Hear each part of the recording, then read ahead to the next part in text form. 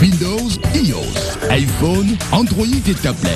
La DTV, sous vos yeux, partout, à tout instant. Avec la DTV, vivez la magie de la télé.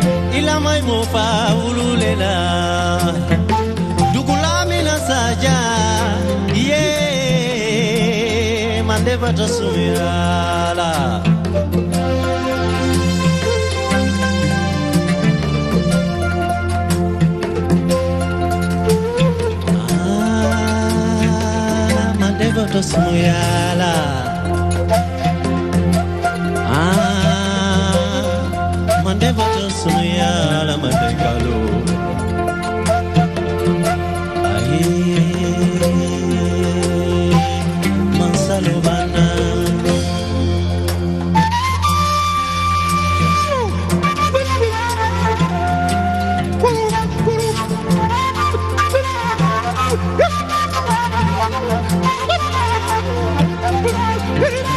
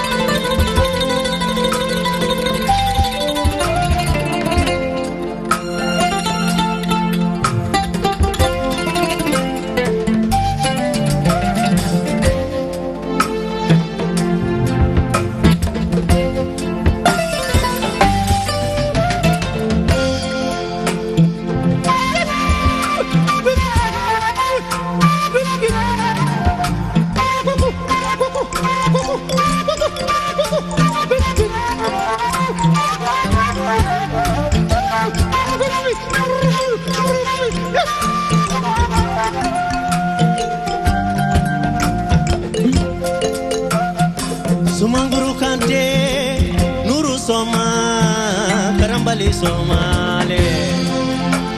Buju Sora Nafa Bedelema Amaboila Kelaife Yembusa Mbala fele kuntu te yelbu bani sindintili When I was young I lost my mind my brain can see the brand jump I be all day from watching TV call friends in the phone he come over to me at the party that's part of the beautiful wonderful successful I have fun day me let a friend day they come behind me back me follow me it's my name Bajali Najali Mama Jali Koto Jali Binti Jali Bajali Jalalu Fama Keba Dili Fla Clean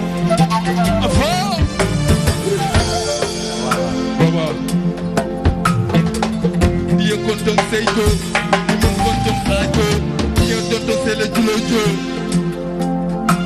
Et Prince, c'est Asaman Diallo pour rentrer. Prince, c'est Asaman Diallo pour rentrer.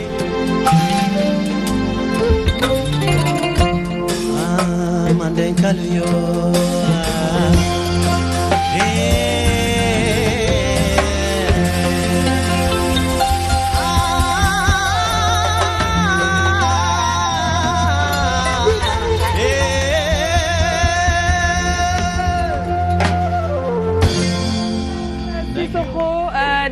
ak waa famille Sissoko lii nag moom Père Sara nga may ma ko tey moom samay baax la ñu wax samay baax la dégg moo tax lépp laay maye ci plateau bu yeboo yulli leen seen poos yi ngeen waajal ma ndax il faut ma def ci dara nag ndax wax na Cissé wax Touré Mandi Mouri moo tax kontaan nañu loolu et on va parler de lui tout à l'heure gën a approfondir li nga xamante ne mu ngi koy def parce qu'il a sorti récemment son album tuddee ko Xel ak Xol et il est en train de faire la promotion de cet opus moo tax nag dinañ ci ñëw si kanam tuuti xam fan la ci toll ak liggéey bi nga xam yëpp def na ko si biir man titre bi ma njëkk a gis mbëggeel la te damay wax faral di wax Père Sall bi waykat yëpp daal mel nañ ni dañoo déggoo ci mbëggeel ndax thème la boo xam ne tey ñoom ñëpp ñoo koy way mais dinaa xam nag moom ban mbëggeel la way et certainement ce sera tout à l'heure avec lui qui va certainement également revenir sur son parcours mais également son séjour fële nga xamante ne moo di ca Autriche ñëw na tamit nag ak ay tons yoo xamante ne bu ñu nee rouge et noir rek ñu bëri seen xel dina am fu ñu dem donc ci kanam tuuti rek ñu gën a yaatal ak ki nga xamante ne moo di Prince Moussa Sissoko. On en profite pour vous dire bonsoir et vous souhaiter la bienvenue dans Toi-même tu sais. On va certainement parler de politique.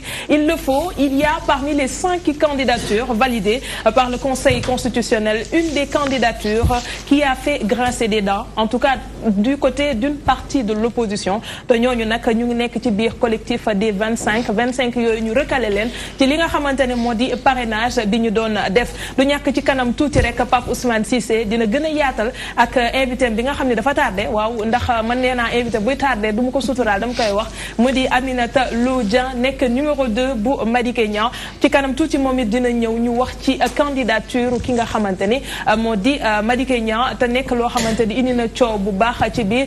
benn pàcc ci biir langue politique bi. L'actualité de l'internet avec Habi Sow ce sera également tout à l'heure dina ñëw ci moom it mu wax ñu li nga xam ne yépp tànnal nañu ko tey pour ñu waxtaanee ko te mu tànn ko ci biir toile bi. On va parler d'autre chose, ce sera du sport avec l'international Mbaye Sène moom nag ma nga fële ca Lausanne du ñàkk ci kanam tuuti mu ñëw nag wax ñu ci xew-xew boobu nga xam ne association mondiale de la presse sportive ma ngi koy amal te mu teewee ko ci kanam mu ñëw moom it yaatal xibaar yi nga xam ne moo soxal wàllu tàggat yaram. 14 millions de problèmes avec le premier problème boo xamante ne nag problème bi au féminin la ndax moom mi ngi tudd Awa Badji elle sera là moom it waxtaan ci lu am solo mu di taxawaayu ñii di liggéeykat yi nekk fële ca AFTU du ñàkk ñu ñëw ci kanam tuuti ak Omar Seck mi nga xamante ne moo fi teew tey ngir waxtaan ci jafe-jafe yi nga xam ni liggéeykat yi ñu ngi koy dund fële ca biir AFTU du ñàkk ci kanam tuuti rek ñu gën a yaatal ak moom ci lii di 14 millions de problèmes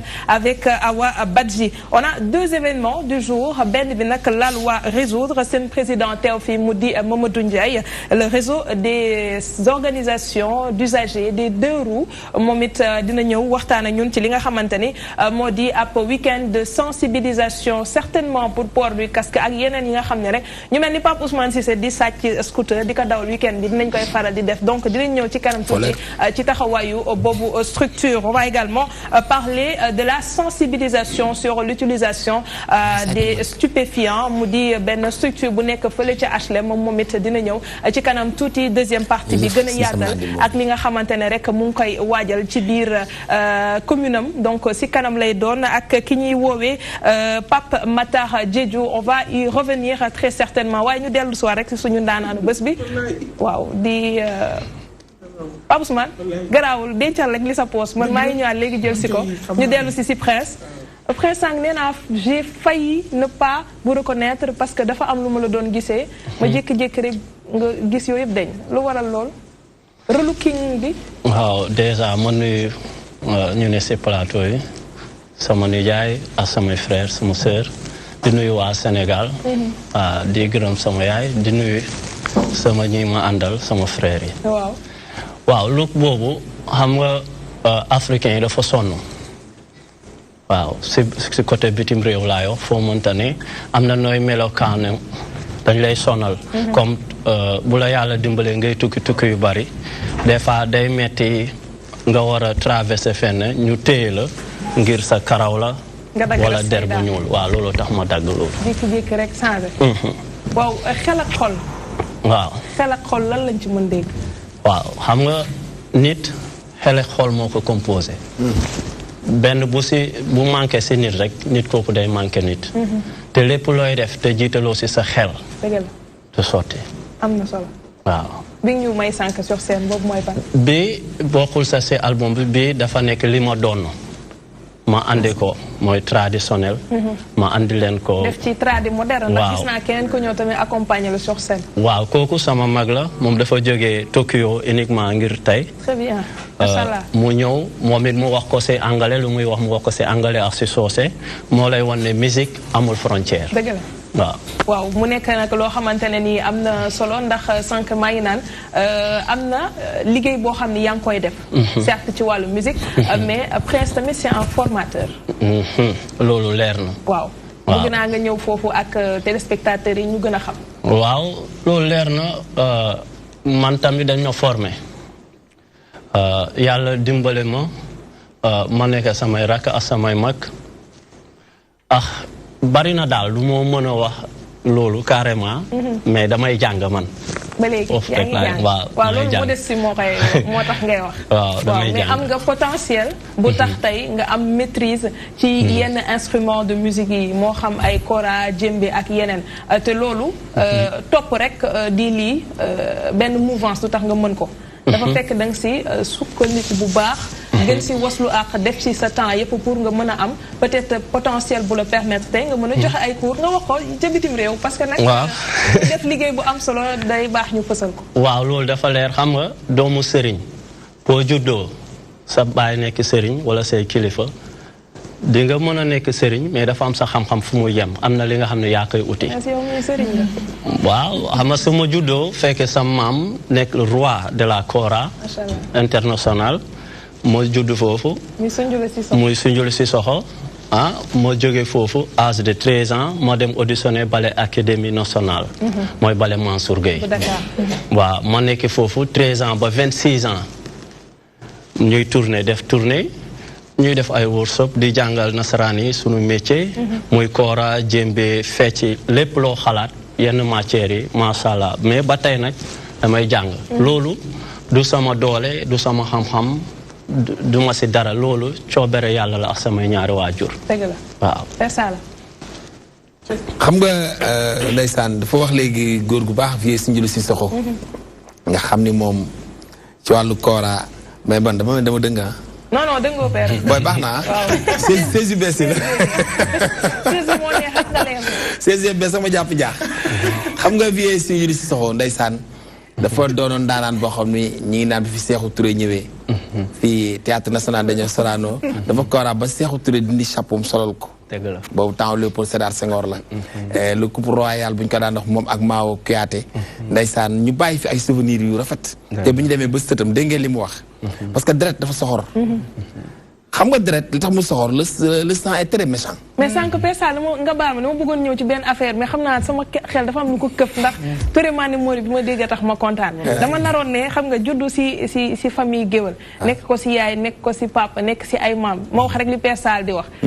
bété ga waaw sa mbokk yëpp ay kii la ñu donc foofu nga mën li nga def xam nga ne li ma wax rek bu doon jaan ñaari bopp la yor ku mu màtt kenn du ko lugg te sànq dama le sang est très méchant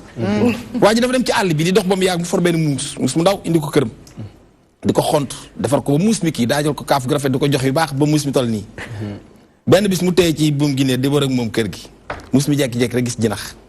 dafa dagg buum gi rek song jinax ji këtt bopp bi sànni xiif taxul mu def ko deret ko tooñ le sang est très méchant moo tax je vous félicite merci beaucoup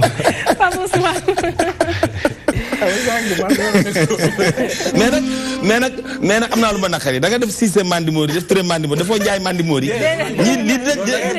dinañ ma ko ñaawal fukki at kenn ma torop Njaay Mandi Mori am nga kuy ñëw ci plateau di wax say baax ñu nangul la xam ne dama cay ñëw moo tax muy këf boo du sam naa ci ñëw saana ko maa ngi koy seetlu de waa ji dee Touré Mandi Mori Cissé Mandi Mori mu ne nii rek yaatal di xaar ma ne ko Njaay Mandi Mori amul fi Njaay jaatal xaar rek lii ñun la non mais c'est extraordinaire parce que dafa am loo xam ne ñun en tout cas man bi may nekk xale daf ñu bercé mooy Jaliba Kouyaté mooy wax naan birin tata parinkolia Moussa Diba Moussa yee ko doon dina nga xam sama papa dañu ko daan tegal temps xale ci jamonoy rajo cassette yi boo dégloo derrière kora bi ak yooyu en fait sensation yooyu la ma indil mooy bi ñu nekk xale nga xam ne musique yooyu la ñu xam tey nga indiwaat ko sur scène vraiment comme ak li Aram wax mooy tradi moderne bi ngeen ci dugal gis nga déjà que rappeur la ñëw na tegu na ci et puis amul benn difficulté ça veut dire que li wérte wóor mooy li nga wax mooy ne mënuñu impressionné ñi nga xamante ne en tout cas ñooy def musique world comme ni ñu ko xamee lenn rek la ñu am mooy suñu traditionnel bi nga xamante ne war nañ ko mën a explorer parce que derrière am na benn richesse bu si nekk moo tax tey moom vraiment vibré nga ñu xam naa Aram kii moom faaw ñu décorer ko balaa ñu fee génn ndax lu mu wax ci Touré Mandi Mori wooy daal am na lu sant la mu fi gis daal wooy daal am na sant waaye sant boobu ñun xam nañ ko laaj mooy lu sant déedéet may waaw li ma si jaaxal mooy li ma yoroon may leen ko te bëgg naa génn am solo parce que gars yaa ngi yéeg waaw am na ñu ma jot a contacté ñu ngi yéeg parce que lii am na solo mais téela ko lii naa ko def si Touré Mandi Mori parce que Père Sala nag daf ñuy tendance bi am solo yor naa fukki dërëm dama xaar sama Njaay Mandi Mori bàyyi dinañ sox suñu xeex ji dinañ ko xeex suñu bopp jëlal presque yaa ko moom boobu jëlal xeeb nañ ko loolu waaye boo génne ñu dolliwaat incha allah maa la wax lii su fekkee dañuy dem poñe PDG sax dinañ ko def ko alors ñu ñëwaat ci kanam tuuti si moom si li nga xamante ne def na ko mu di lu am solo encore une fois di sénégalais boo xamante ne nii à l'étranger mi ngi fa am taxawaay boo xamante ne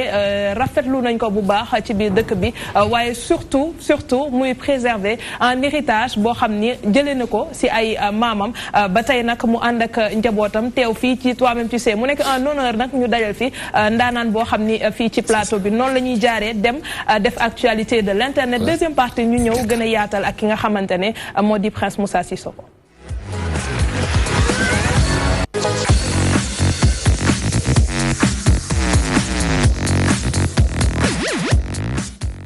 Alors, sur Seneweb, on peut lire Industrie du tabac, Philippe Maurice accusé de tricherie au Sénégal et en Afrique. Abi. Effectivement, Ndayaram Touré, benen scandale amatina ci Afrique rawatina fi ci Sénégal te dara waralu ko dudul industrie yi nga xamantene si ñoy défar cigarette ndax dañoo ne ay cigarette yi nga xamne ñu ngi koy jaay fi ci Sénégal ak Afrique dafa doon ay cigarette yu nga xamantene entreprise suisse bi di Philippe Maurice moo koy défar mais taux de toxique biñ ci def dafa ëpp li nga xamantene moo nekkoon normal waa Philippe Maurice nag ñu jàpp ni waxuñu dëgg ci taux de nicotine ak goudron ak monoxyde bi nga xamantene si monoxyde de carbone bi nga xam ne moo nekk ci cigarette yi nga xam ne moom la ñuy jaay fii ci Afrique scandale bi nag ñi nga xam ni ñoo di waa ONG Public Eyes ñoo ko daal di publier ci seen benn enquête bu ñu tuddee les cigarettes suisses font un tabac en Afrique loolu nag le journal bi Libération daal di reprendre ñu ne rek cigarette normale bi nga xamante ne ñu ngi koy tox foofu ci Suisse 0,7 milligramme lay koy def ci li nga xamante ne mooy li nga xamante ne mooy nicotine yi mais fii ci Afrique yi ñu fiy defar 1,28 la ñuy jël di ko dugal ci cigarette yi ak yeneen yi nga xamante ne yépp dafa war a nekk ci cigarette mu doon lu nga xamante ne naam sax bu doon taux normal bi la ñu dugal ci cigarette bi sax dafa dangereux waxuma laak ñu jël loolu doubler ko wala sax ñu tripler ko di ko commercialiser fii ci Afrique rawatina fii ci Sénégal. Très bien merci beaucoup Habi Sow mu di xibaar boo xamante ne lire nañ ko tey ci Seneweb plateau bëgg naa xam man ko fiy tox déjà monsieur Ndiaye. non Pape non Habi franchement tu n'oses pas persa la rus naa la torop Prince jërëjëf Omar toxo yomb na de yéen ay ko ma si croisé si couloir bi mun naa côté bee moom garaawul scène bi bàyyil ma bàyyi noonu rek mun naa am si biir loo bi am na kenn kuy tox mais persa la lii ñu dégg lii léegi moom xam nga ci tox mi pon moom baaxul fii baaxul fële xam nga danger bi sax lan moo bokk si bonne cigarette nit ku génn àdduna bu fekkee da doon tux bu génn àdduna liquide nicotine boobu il faut mu génn ba set ñu mën koo soog a defar sinon percal biñ ko ci defaree noonu day tuuru ci kawam day dem ba ñuul ko ku ñëw day xam ne néew bi da doon tux parce que yàlla buy indi nit ci àdduna day set wecc buy dellu aussi day set yàlla amul lu takk te pon moom ku ne xam na ni pon ni muy mujjeeg nit mooy lakk ko rek lakk sa poos lakk sa xol lakk sa yaram dama yaakaar ne goudron bi ci yokk tak moo tax xale yi agressif waaw agressivité fi nekk ci kii bi drogue la dama yaakaar léegi yàmbaajeeg ak simokaani ji taxatul xale yi agressif pon mii cigarette si moo tax xale yi agressif parce que dañuy jàpp ne amul danger mais xoolal tukkatu cigarette ni tukkatu cigarette ni ngay ñuulee ni ngay ñaale ñoom dañ naan graaw dañ naan il faut bien mourir de quelque chose loolu lañ lay wax mourir de quelque chose am na ñoo xamante ne dessin mourir de quelque chose qui est bon bien quelque chose qui est mal dessin en fait maanaam dessin photo bi nekk si boîte bi si paquet bi ñëpp jàpp nañ ni xëy na dañ ko def pour dissuader leen et que ce gars là même feebar gi ko dal leneen la waaye du cigarette mais ñoom abi lan la ci bind abi dangereux pour votre santé kon kay loolu kay même bu ñu ci deful woon waa ji sax xam nañu cigarette moom baaxul saxaar moom buy dugg ci xol da koy lakk rek nit ñi dafa civilisé wul daal xeeñ cigarette dugg ci biiri nit te kat gis nga si li ñaan xun-xunóor xamul xetam da ngay tux cigarette bi xasaw xunu dugg ci biiri nit yow nga ubale saal bi yëpp da nga yaakaar ni parfum mooy xeeñ yow mi tux fekk yow yàq nga saal bi ak sa xasawaay say gémmiñ xasaw say bëñ lakk say xeb nga yaa ma laaj de pon daal ku koy def moom lu ma neex ak ma bañ cigarette waaw juste un commentaire par rapport ak affaire bi nga xam ne ñu ngi koy waxtaanee. waaw d'accord kon maa ngi leen di nuyu di remercier ci invitation bi am kontante nag lool bi ñu fi fekkee suñu kilifa gi nga xamante ni ñun bibliothèque lañ ko def. waaw bibliothèque lañ ko def donc occasion tey pour ma wax la ko. merci. voilà donc ngeen di wax lu am solo ci wàllum. Mamadou doo ci def dara nii ak li nga kii woo yëpp. waaw xam nga kii dafa way léegi. ci Touré Mandi Mori man Ndiaye laa sant. waaye sama soxna Touré la sant. waaw yokk ci Cissé du Touré rek de. waaw kon ñëpp ci war a def. waaw ñëpp ci war a def. donc tox moom baaxul parce que soo xoolee ci paquet bi dañ ko ci def comme li suñu kilifa gi wax léegi. donc li am solo mooy nit ñi dañu manqué ku leen sensibiliser parce que tox am na ñu bëri ñoo xam ne complexe moo tax ñu koy def. waaw surtout jeunesse bi kon. dañu war sensibiliser jeunesse bi di waxtaan ak ñoom di ko def ci télévision yi di ko waxtaanee ci rajo yi di ko waxtaanee ci grand place yi yaakaar naa loolu bu amee di ko waxtaan ak ñoom aussi ci biir kër yi donc loolu bu amee rek yaakaar naa dina mën a wàññeeku même bu wàññeekul à 100% mu mën a wàññeeku à 80%. donc maa ngi lancer un appel pour la jeunesse xam ni seen réew soxla na leen seen njaboot soxla na leen nañu bàyyi tox bi. ndax tox moom baaxul day teel a gàttal nit fan. voilà. waaw comme nañ ko waxee rek tux baaxul bo déjà xaalis bi ngay jël bu nekkee Europe la xaalis bi ngay jël di koy jëndee paquet cigarette man moom laay dajale yóndee samay waajur xam nga da ngay tux déjà yàlla moom dee mais loolu tam day gàttal sa fan waaw tux daal baaxul waaw jërëjëf ñu gën ci bàyyi xel Pape Ousmane le ministère de la santé am na programme boo xam ne mu ngi koy déroulé boobu ak léegi yàgg na ministre ba fi nekkoon sax ci moom lu ñu njëkkoon gis mu di Awa Marie Coll Seck benn programme de lutte contre le tabac te mu ngi continuer ba léegi listab di si def ay jéego paquet yi photo yi c'est une première interdit nañu dans les lieux publics et autres ñuy lii mais mel na ni sénégalais moo amul nopp bi nga xamante ni mooy dégg parce que tamit derrière on se heurte ci benn réponse boo xam ni elle est tout le temps là bu ñu lay tegeel mooy mbedd bi mbedd buur la yenn lieux bu ngeen tasee ñu ne la moomoo ko donc nekk na loo xamante ne ça va être difficile aujourd'hui de juguler ce mal. waaw xam nga man benn problème la rek la am ci buñ ne dañuy xeex tux problème bi mooy c'est vrai que ne duñ ko defal mais xanaa suñu réew moom nañ ko moom boo xam ne luñ fi neex muy dugg lu fi neex du fi dugg. waaw léegi nag bu dee yow da nga koy xeex nga bàyyi ba jaan bi romb comme ni ko sama góor gu baax di waxee Mboro Passaar ngay dóor ci watat bi amul solo. mais balaa ngay xaar bu mu dugg si fii ngay xeex ni buñ ko tux mais fexeel bu mu dugg. léegi ci lii ñu wax nii lan moo ci responsabilité kilifa yi. parce que kii ñu wax Philippe Maurice mu ngi fii ci mim réew. lan moo ci war a doon seen taxawaay te bu ñu fàtte ni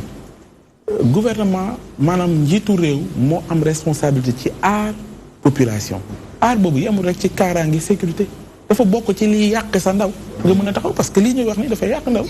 lépp loo xam te ndaw mu ngi koy utiliser mu mën a gàtt fanam mu mën a bloquer li mu war a réfléchir pour jëriñ réewam. moo xam ci invention yu mënti doon mu jaar fa sax yàq li nga xam mooy xolam jaar fa yàq jëmmam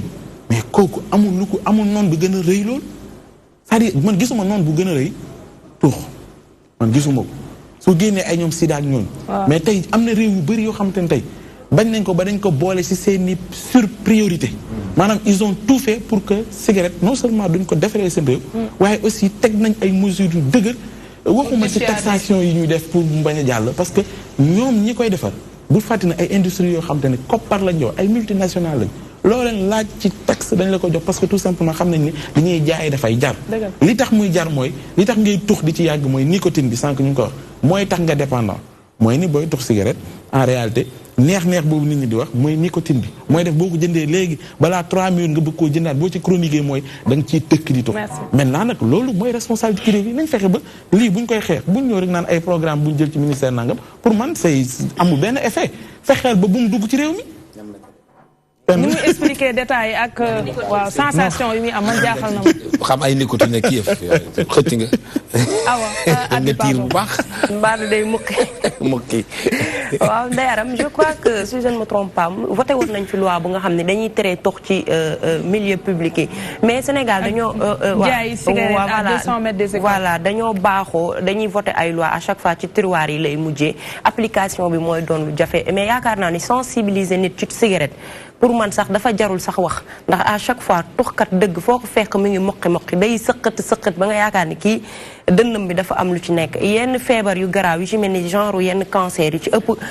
cigarette moo la koy jox am na sax ñuy dem banaan day wàññi li nga xamante ne moo di fertilité góor loolu yëpp yow nga xam ko teewul yaa ngi continuer di tox cigarette am na loo xamante ne si tamit bëgg a gaañ sa bopp la mais tamit li Pa Ousmane wax léegi sunu gouvernants yi war nañoo jël seeni ay responsabilité sa réew la yaa moom sa réew yaay xool li ciy dugg ak li ci dul dugg cigarette tey bu ñu demoon ba jaaykatu pousse-pousse bu ci ku ko neex lu waaye neex jaay cigarette ak fu nekk lañ koy jaayee nag peut-être que buñ ko mënul tere fenn ñu xool fu ñu koy jaayee négocier waat yenn prix yi ba ñenn ku mel ni man du ko mën a jënd ndax am na mbir nu muy chéré nit ki du ko jaral waaye nag am na toxkat yoo xam ne soo waxee ñu yokk cigarette ñu ne la bu jaroon 5000 sax dinañ ko jënd kon donc loolu ñi nga xamante ne ñoo ñu jiite ñoo war a jël seeni ay responsabilité ba entreprise bi nga xamante ne si enquête feeñal na ko ñu dem def fa ñoom itam seeni ay descente xool bu baax naka la loolu ndax am na wala amul te itam xool même bu jaree teg ay sanctions ñu tegal leen ay sanctions naam tox baaxul ci taux bi nga xamante ne milligramme moo ci war a nekk waxuma laak nag nga am audace di tripler wala di doubler dafay mel ni que yow sànq doomu aadama bi moo la tax a jóg. Très bien mu nekk lu am solo je pense que au-delà ça am na yeneen entreprise yu nekk si dëkk bi di jaay cigarette c'est l'occasion ñu mën fa yónnee pour def ay enquête parce que tamit nag loo xamante ne dafa nekk à large échelle war nañu fexe mu gën a mën a ñoŋ ba ku ci nekk bu fekkee tere nañ tere ba mënul waaye risque yi nga xamante ne mooy peser seen kaw mu bañ a jéggi dayo exceptionnellement aujourd'hui nous allons commencer par 14 millions de problèmes avec Awa Badji.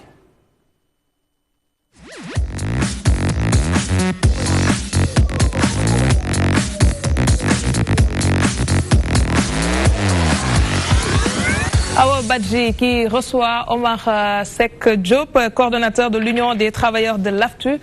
Non-respect des contrats, salaire bloqué, etc. Wow. Les travailleurs de l'AFTU dans une mauvaise passe.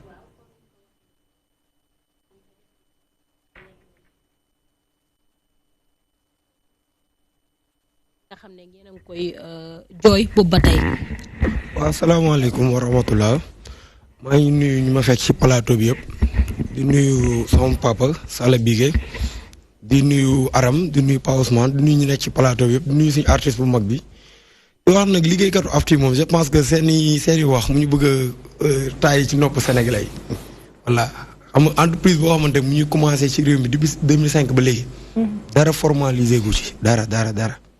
te ñu xam ne AFTU banque mondiale moo defoon financement bi état bi appuyé ko ñu def ay milliards yu bëri pour jëlee fi informel bi fi nekkoon indi fi lu formel.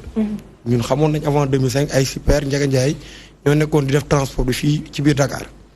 muy déborder di demee neneen nu mu waral demee président bi fi nekkoon jël ay responsable am dem indi projet boobu muy AFTU ne léegi biis yi amatul oto yi amatul yéeg ñu lay laaj paas da ngay yéeg jënd sa ticket toog. travailleurs yi ay contrat li leen defal dañuy liggéey norme du travail comme boo xëyee def sa 8 heures de temps kenn ñëw gont def 8 heures de temps gis ne loolu lépp dara amu ci fi mu nekk ni chauffeurs yi dañuy xëy 4 heures du matin nekk ci oto bi di dang-dangi ba 22 heures man nag li may wax moom dama koy wax fu ma dem loolu danger public la man mënu ma concevoir oto buy daw yàpp lu mat 50 ba 60 personnes yow da ngay xool chauffeur bi sax xam ne kii yàlla na ma yàlla baal warul dawal oto ba sonn si comportement xam nga nit ki comportement day jugé mën nga see jugé nit yaa ngi yéegi chauffeur mu ngi dawal te kii bi xaw a wetu daf nii yëpp ay nit di daw di n'importe quoi amul formation xamul lu mu war a def loolu danger public la état nag moo am responsabilité ci réew bu gisee naka sulul noonu mu lijjanti ko man nag damay laajte lan moo tax état du wax ci mbiru AFTU man loolu laay demandé question quoi pour xam. waaw léegi ñun dañ lay demandé waat question boobu yow nga laajte parce que depuis boobu ba tey yéen a ngi ci jafe-jafe yi mais lan la fan lay bloqué est-ce que yéen lan mooy problème bi daal depuis boobu ba tey dara mënul saafara ci li nga xam ne yéen a ngi koy jooy fan la affaire yi dëgëree. man je pense que fi mu dëgëree mooy état daal moo war a def li mu war a def te defu ko mooy dañ ne lii lu formel la comme ça receveur bi. dañ ko jox ay ticket jox ko lu ñu naan feuille de route amul leen loo xamante lu ñuy def verbalement la quoi am demal indil ma non loo bind da ngay bind ticket boo ko jaayee ay numéro la benn ticket boo joxe numéro boobu dem na compté nañ ko yow chauffeur bi feuille de route lañ leen jox heure bii ngay xëy heure bii ngay wàcc lépp dafa nekk ci këyit du lu informel dafa formel kon état bu mu nee seetaan loolu AFTU de plus de 7000 travailleurs chauffeur receveur contrôleur régulateur kenn amu ci contrat. man si salaire bloqué yi lay ñëw ñaata ci agent la ñu bloqué seen salaire wala ñëpp la. non loolu moom c'était 3 la asafurla 4 la woon. kenn kii sax moom moo accompagné muy secrétaire général bi Cheikh Omar Sow léegi loolu président AFTU yi recevoir nañu lundi passé. blocage bi lan moo ko indi woon. non c'était blocage bi moom c'était que ñun AFTU tu vois que ay syndicats mosu fay am. yow yàgg nañoo gisante yàgg nga ñëw defal ñu ay couverture médiatique. ñun ñoo jug taxaw def lii ñu def nii. parce que ay yeneen syndicat ñoo fi doon ñëw mun naa citer seen tur sax ku ci wax ju naree bëri gars yi génneel oto wala ñu am lu ñu def ak yow nga bëgg ñoo xam nga di ñu woowee di loo ñun travailleurs yi comme man mi nga xam te contrôleur la ak suñu secrétaire général mu àndal Cheikh Omar régulateur la ñu dem uti ay këyit installé suñu syndicat bopp xam nga commencé nag di kaasa suñu bopp léegi ci loolu mise à pied na ñu fi man mii si 8 jours laa jógee mise à pied 8 jours ci laa dëkk man du ma la waxee depuis 2015 ba léegi sama salaire mënut a complet sama collègue yi ñu ngi leen di fay normal man chaque weer ñu dagg ma yu amul benn justification. parce que li ngay def lan moo koy indi Omar. mise à pied dafa am loo def pour ñu mise à pied. non dégg nga li ma la aram xam nga boo xëyee ak say morom wàcc ñu ne la yow da nga comme exemple li mujj descente prématurée da nga wàcc bu teel. yow koo xamante normalement code bi def code du travail def na 8 heures de temps la nit war a liggéey par jour yow nga liggéey loolu nit ki au delà de 8 heures de temps ba pare bu ko toppaate ci descente prématurée da nga teel a wàcc. loolu si Sénégal rek la am. Pape Ousmane. waaw c'est vrai que ni nag moom liggéeykat bu ne moom war nañ ko wàccoog moom ci àqam ci li nga xamante ne mooy wàllu contrat ni ñu ko wax te ku liggéey ku ne bëgg nga boo jugee A dem ba B mais ci beneen côté bi man laay ñëwee mooy ni wax nga ko sànq chauffeur boo xamante ni xëy na ci maanaam matukaay yi war pour mu mën a liggéey normalement ci confort duñ ko gis te beneen côté bi aussi jàpp naa ni am na àq bu ñu yoreel askan wi mooy dañ koy gis phénomène boobu yàqamti bi lan moo ko indi te parce que yàqamti boobu dàqante boobu ngeen di def am na lu muy jural ñu bëri n'est-ce pas ak yenn comportement yi nga xam ne koy dawal dañ ko tere c'est-à-dire de la même manière dañuy di xeexee pour ñu respecter seen i àq est-ce que tamit yéen a ngi bàyyi xel ca la ngeen warloo ak ci li ngeen di liggéey waslu ci àq boobu noonu. oui Omar. waaw Ousmane li mu wax dëgg la. xam nga mun naa joxe exemple ci benn société bu fi nekk buy def transport comme ñun muy Dakar Dem Dikk. tu vois que Dakar Dem Dikk ak AFTU leen dong moo leen séparé boo xoolee seen cahier de charge mooy Dakar Dem Dikk ñoom dañoo yor ay bus ñun waa AFTU yi dañoo yor ay minibus. boo xoolee si cahier de charge bi foofu ngay gis lu am différence minibus ak bus leneen li mooy ñoom dañuy liggéey ci ay contrat de travail. bu doon société boobu day liggéey ci ay contrat de travail chauffeur bi nga xam te dañ ko defal contrat ne ko heure bi ngay xëy heure bi ngay wàcc bu weer bi dee lii laa lay fay kooku xam na li muy am mais AFTU loolu amu fi yow ci li ngay liggéey rek sa payoor ci noonu lay toll loolu lay waral nga gis ñaari bus yu bokk même ligne di njëkkante wala nga gis bisu AFTU ak bisu AFTU di njëkkante maanaam am na lu ciy ñuul lu ciy ñuul mooy am na récompense boo xamante comme ça lu ñu naan prime maanaam prime ku ëppalee versement am nga prime de motivation bu am ci liggéey te loolu lépp ça la mënoon ngaa def ne nit ki boo liggéey 8 heures de temps loo si dolli wax da nga am heure supplémentaire mu xam ne moom au delà de 8 heures am yi mu ëpp dolli du ay prime du ay benn affaire bu ñu lay defal si suuf heure supplémentaire ngay liggéey chauffeur boobu dina liggéey ci teey ak bakkanam mais chauffeur bi ko leer na ne tey jii du njëkkante kii jiitu ko di ko diri ñoom noonu la ñuy wax chauffeur bi dama koy diri maa ko ëppale versement après bu ñu wàccee man dina am prime moom mu weer yi léegi loolu nag mënu ma concevoir man ci li ma ci xam état di gis loolu lépp mënul wax état man lan moo tax mënul wax ci suñu cas laa xamul wala ñun ministre bi tamit bu doonee ngeen baal ma bu dee ministre bi tamit dañ ko fay teg ne ko gérer transport bi mais AFTU bu ci wax mais mu leeral ñun ñi après ñu toog dem liggéey bañ a sonnati di wax ko waa prime boobu li ma bëggoon xam ndax prime boobu moo tax tey ngeen di tayle bakkanu askan wi ñuy yéeg ci tataay ndax da ngay gis bus bu nga xamante ne day yaba ba mujj gi day weng te du tee des fois buntu bi sax day kepp kenn ci ñoom comportement yi ñuy gis ci chauffeur si ak sax receveur yi des fois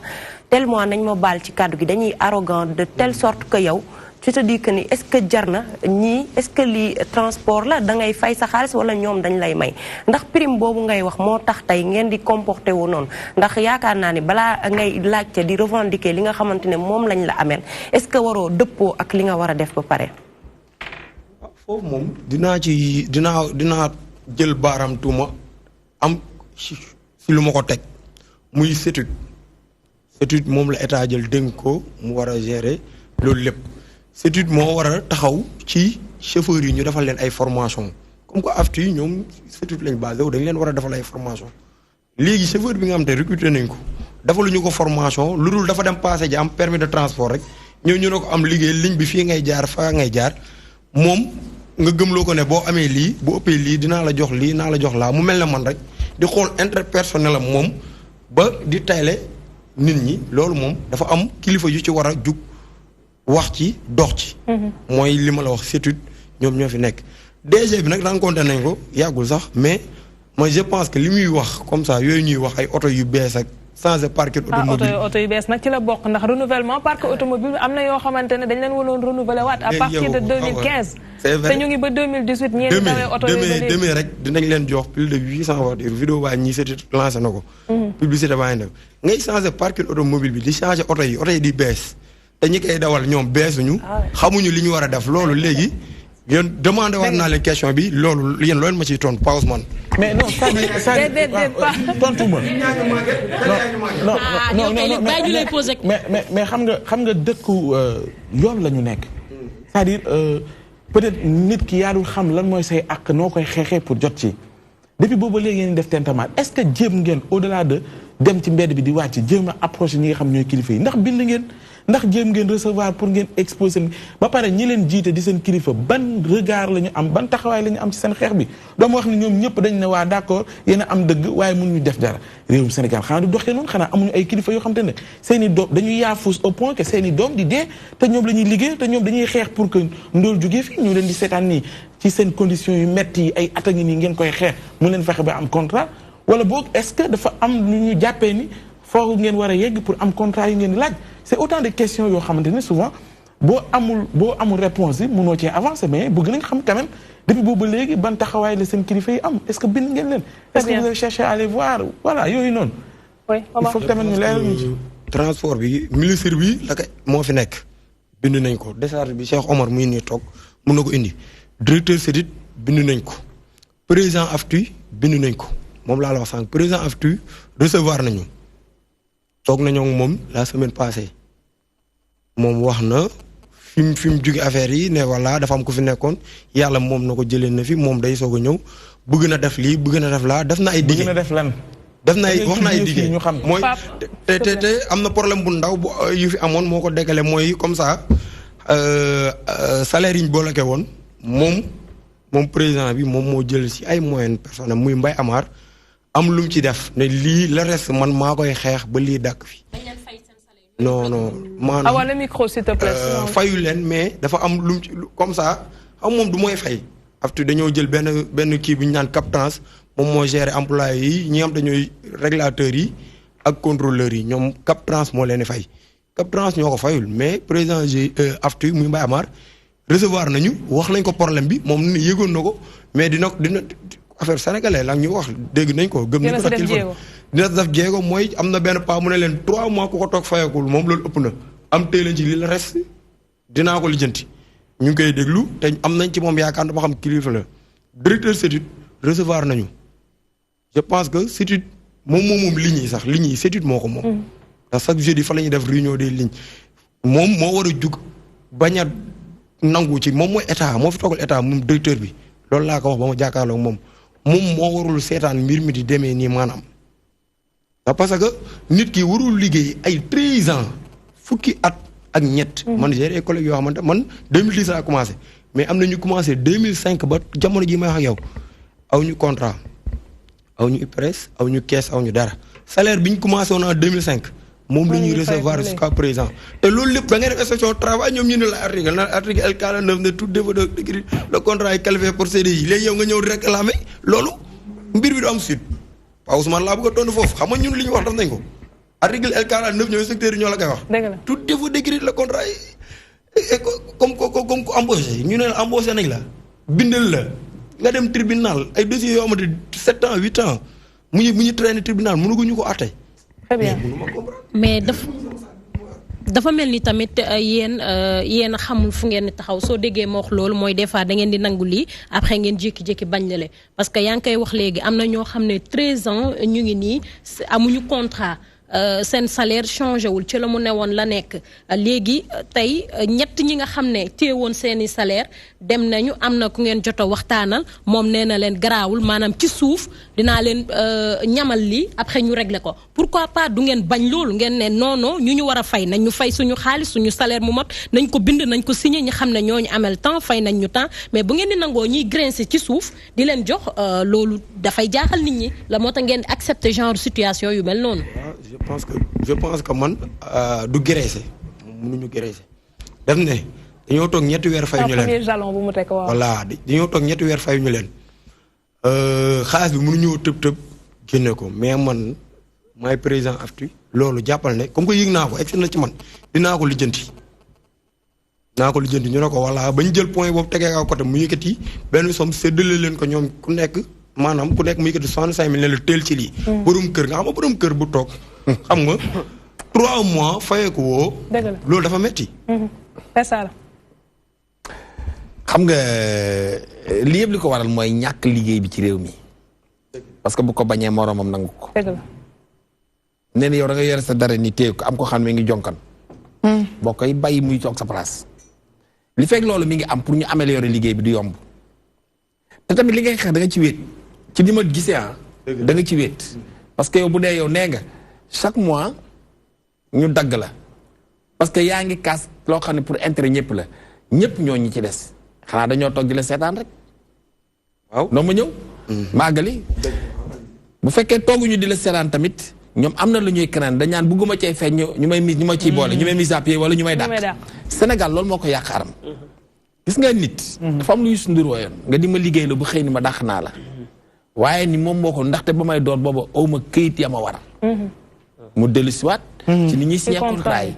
parce que bu fekkee aussi yow dañu lay signé contrat tu sais pas lire munoo bind xamoo li ñu la bindal nga signé loo xam ne xamoo ko boo demee ba ci biir am ci ay conséquences yow doo mën a xam ne lii mën a ci doon mën a fekk te daf ci bëri ci yéen ñu ci bëri jànguñu nañu am liggéey bi rek léegi liggéey boobu ngay liggéey mu am ay obstacle yooyu ci dal mais lépp dafay wëlbati quoi dal ci kaw population bi parce que 10 heures de temps ou 12 heures de temps nga def ko ci volant auto imagine toi loolu dafa metti 16 heures de temps 16 heures nga def ko ci volant auto mais waxuma la dara sax kooku mën ngaa jekk sax ànd oto bi naaw parce que da ngay sonn moo tax da ngay stataayu droit dugg ci biiri kër di dugg ci ay biiri magasin di mbëkk ay oto. wala nga nekk ci feu sax ñu lay doublé. rond-point Cambérène wër nañu rond-point bi ma tourné nii tata mi sama ginnaaw ma laal pédale pour nit ñi jéggi fa la ma fekk. rel li ji daal moo xam ne ci laa xam ne man mbëkk na ma la ko la mu ne ma noo mu ne ma woon a freiné sinon su ma dal woon sa kaw ci nit yow nit ñi laay dal. donc ma xam ni kon kii da doon nel en pleine journée aussi. pleine journée bëccëg. donc loolu yëpp li koy waral mooy ñiy jiite seen problème mooy diviser pour régner mais yéen ñun ñoo war a bañ loolu ñun population muy ñun ñëpp muy fa nga nekk muy fi ma nekk muy keneen ak keneen il faut que ñu def benn bloc ay nit bu ñuy liggéey pas ñuy grève wala di laaj lu négatif nañuy laaj suñu droit mais da ngay def seen devoir avant ngay laaj sa droit aussi mais problème bi des fois yéen a dul def seen devoir def leen seen devoir parce que ñàkk def devoir bi mooy yaa ngi signé loo xamul yaa ngi ñëw ñu jël la ci jël boo xam ne xamoo li ñu jël embauché la wala contrat la wala contrat indéterminé la wala xamoo lu mu demee noonu nga ñëw na nga am liggéey bi nga dem ba ci biir commencé ci am ay problème koo daw yuuxu ko mun la man ka sama bopp laa tal boo ne gars yi jóg leen ñu àndoon ñu kaas lii nga dugg ba ci biir ñu rocceeku donc li ngay kaas yow yaay mujjee am problème parce que yow yaay doon ennemi société ba léegi nag pour ñu conseiller la pour yow nga il faut ngeen ànd def benn bloc su dee amu leen syndicat seen syndicat am ngeen wut délégué boo xam ne moom lañ délégué mu doon délégué personnel bu leen di waxal parce que yow mënoo tëb rek yow di xeex loolu yow sël mënoo ko tey nag patron yi tamit aussi nañu xam ne liggéey ak yonent bi sallallahu alayhi wasallam nee na nit bu la liggéey balaa ñaqama fer fay ko li nga ko war a fay bu fa newul nga woo ko wax ju neex ndax wax ju neex sarax la waaye fayoo ma waxoo ma wax ju neex su ma tëbee laaj sama kii nga génne cravache dóor ma esclavage jóg na fi Omar léegi si li nga wax ci syndicat boobu moom laa lay wax mooy indi UDT UDT syndicat la bu affilié xanaa ci centrale au moins bu affilié centrale bu ñu naan OGTS. voilà bu jaabi voilà kon syndicat la boo xamante mooy li ma la wax rek ñun dañoo yàgg nax man mii li ngay wax nii li nga wax dëgg la xam nga 6000 ba 7000 travailleurs. tu vois que nee nga da nga cay wét. parce que dañ ci wét kay. mooy li mu wax loo bañ sa morom nangu ko. yow yaa ngi doon chauffeur. ñëw ñu ne la weer mun nañ la fay exemple 100000 francs nga gis ko taxaw naan transporteur bi waaye man de doo ma fayee 80000 dinaa la defal lii oto bi maa koy décorer maa koy def laa. lu koy waral mooy liggéey dëkk bi moo amul liggéey. amul liggéey yéen ñii ñëpp toog fii ku nekk fi nga toog nii jamono jii boo ko jugoon léegi keneen ñëw toogaat ko. wala boo xajaloon nit mu ñëw. kon dëkk bi ñun xam nañ. am na ñoo xam ñu ngi naan ne Père Sall pousse. Père Sall waaw ba mu ñëw nekk Père. am na gis naa ay mbay fi laay toog. Père gis naa ay jeunes jur yooyu xamante ci roq bi naan Sall maa ko gën a kii maa ko ay roq. maa leen dëkk bi naan Sall maa ko gën a saf. voilà maa ko gën a saf ñun xam nañu dëkk bi parce que fii lañ juddoo fii lañ yaroo dëkk ci banlieue bi tamit xam nañ ne dëkk bi amul liggéey yow da nga am sa liggéey sax mu néew mu bëri yaa ngi si su rôle mais am na comme da ngay gis mu naan la wax mais gaan man doo ma dimbali gaan OGTS bi nga wax ne da ngeen affilié foofu lan la loo xamante ne démarche la bu Mamadou Goudiaby def te peut-être mu dal seen xel ci li nga xamante ne teg ngeen ko comme ay revendications. voilà centrale yi ñaar la benn bi Saare Camara moo ci nekk benn bi Goudiaby ñoom chaque jour ñuy wax fi mu nekk nii ma am na suñu dossier bu ñu dugaloon tribunal. instant bi gagné nañ ko tribunal génne na verdict bi mais ñoom transporteurs yi dañoo dugal kii nu ko waxee dañoo def kii nu ko waxee dañoo def recours ñu war ko jugé waat moom gagné nañ leen mu ñu génn délibéré mu ñu génn weer bi passé mais ñoom dañoo def recours ñu war koo kii waat loolu grâce à ñaari centrales yooyu ma lay wax nii ñoom ñoo si appuyé ñu xeex ak ñoom ci loolu mais li ma lay wax mooy ñaari nit bu ñuy xeex bi tàng trop ki leen war a atte bu leen attewul boo moytul ci ay bakkan yu rot wala ay blessures yu métti moo ci mujj am mooy li xew fii dama ne la ñun mënuñu teggi yoon di def lu yoon santaane lu yoon wax rek la ñuy mën a def mooy dañuy wax bu ñu waxee wax bu amee fu mu yem nag ñu soog a jug dem def leneen mais fi mu nekk ci wax lañ toll ñuy wax état bi nag ñun la ñuy wax chaque jour muy notre ministre tutelle ngir yàlla Abdoulaye Daouda Diallo nañ dimbali dañ koy ñaan bu dee ay mbokkam ñuy seetaan télé bi wala ku ko jegee gouvernement bi ngir yàlla monsieur le ministre mais dimbali ñu nga liggéey au moins nga def benn acte sax si travail apte yi Macky Sall kontaan ci yow ndax yow la fi teg Macky Sall mënul doon président non politique ma de non man ñi ma xam nañ ne man politique ma xam nañ ki ma àndal du ma ko wax mais Macky Sall mënul doon benn président bëgg a gouverner 15 millions sénégalais dafa jël ministre bu nekk mu defal ko branche tu vois que làmb ji fan yii la fi mbëri nekk tàng-tàngal kan moo jug d'accord léegi Omar man damay dellu si waat fan leen ma dañ koo saraxu ne ko monsieur le ministre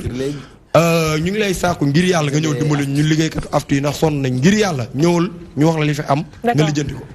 d'accord su may dellu siwaatee mooy ci cadre formation bi parce que yaa ngi wax chauffeur yi amuñu formation te bu ñu déggee ñun chauffeur am permis mooy tax mu war a mën a dawal mais est-ce que ci kaw am permis boobu dafa am formation boo xam ne dañ ko war a suivre est-ce que chauffeur yéen ñii nga xam ne yéenay contrôleurs yi ak receveurs yi ñoom am nañ formation boo xam ne suivre nañ ko alors que chauffeurs yi defuñu ko. voilà foofu laa doon waxal sànq Pa Ousmane mi pour xamal ko comme li mu wax sànq ma ne ko formation moo ci war a am te amu ci te loolu CETUD lañ ko dénk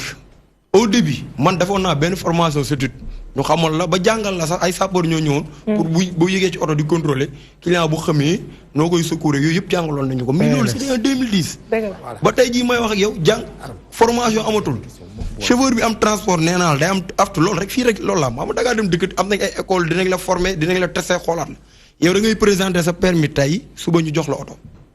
xaw ñu yow loo doon xaw ñu. je ne sais pas moo tax nit bi daal sabar gu tas la rek fu waaye ji neex rek génnee dóor sa poñ. waaw man am na benn lu tax daa oto yi tataay bi muy génn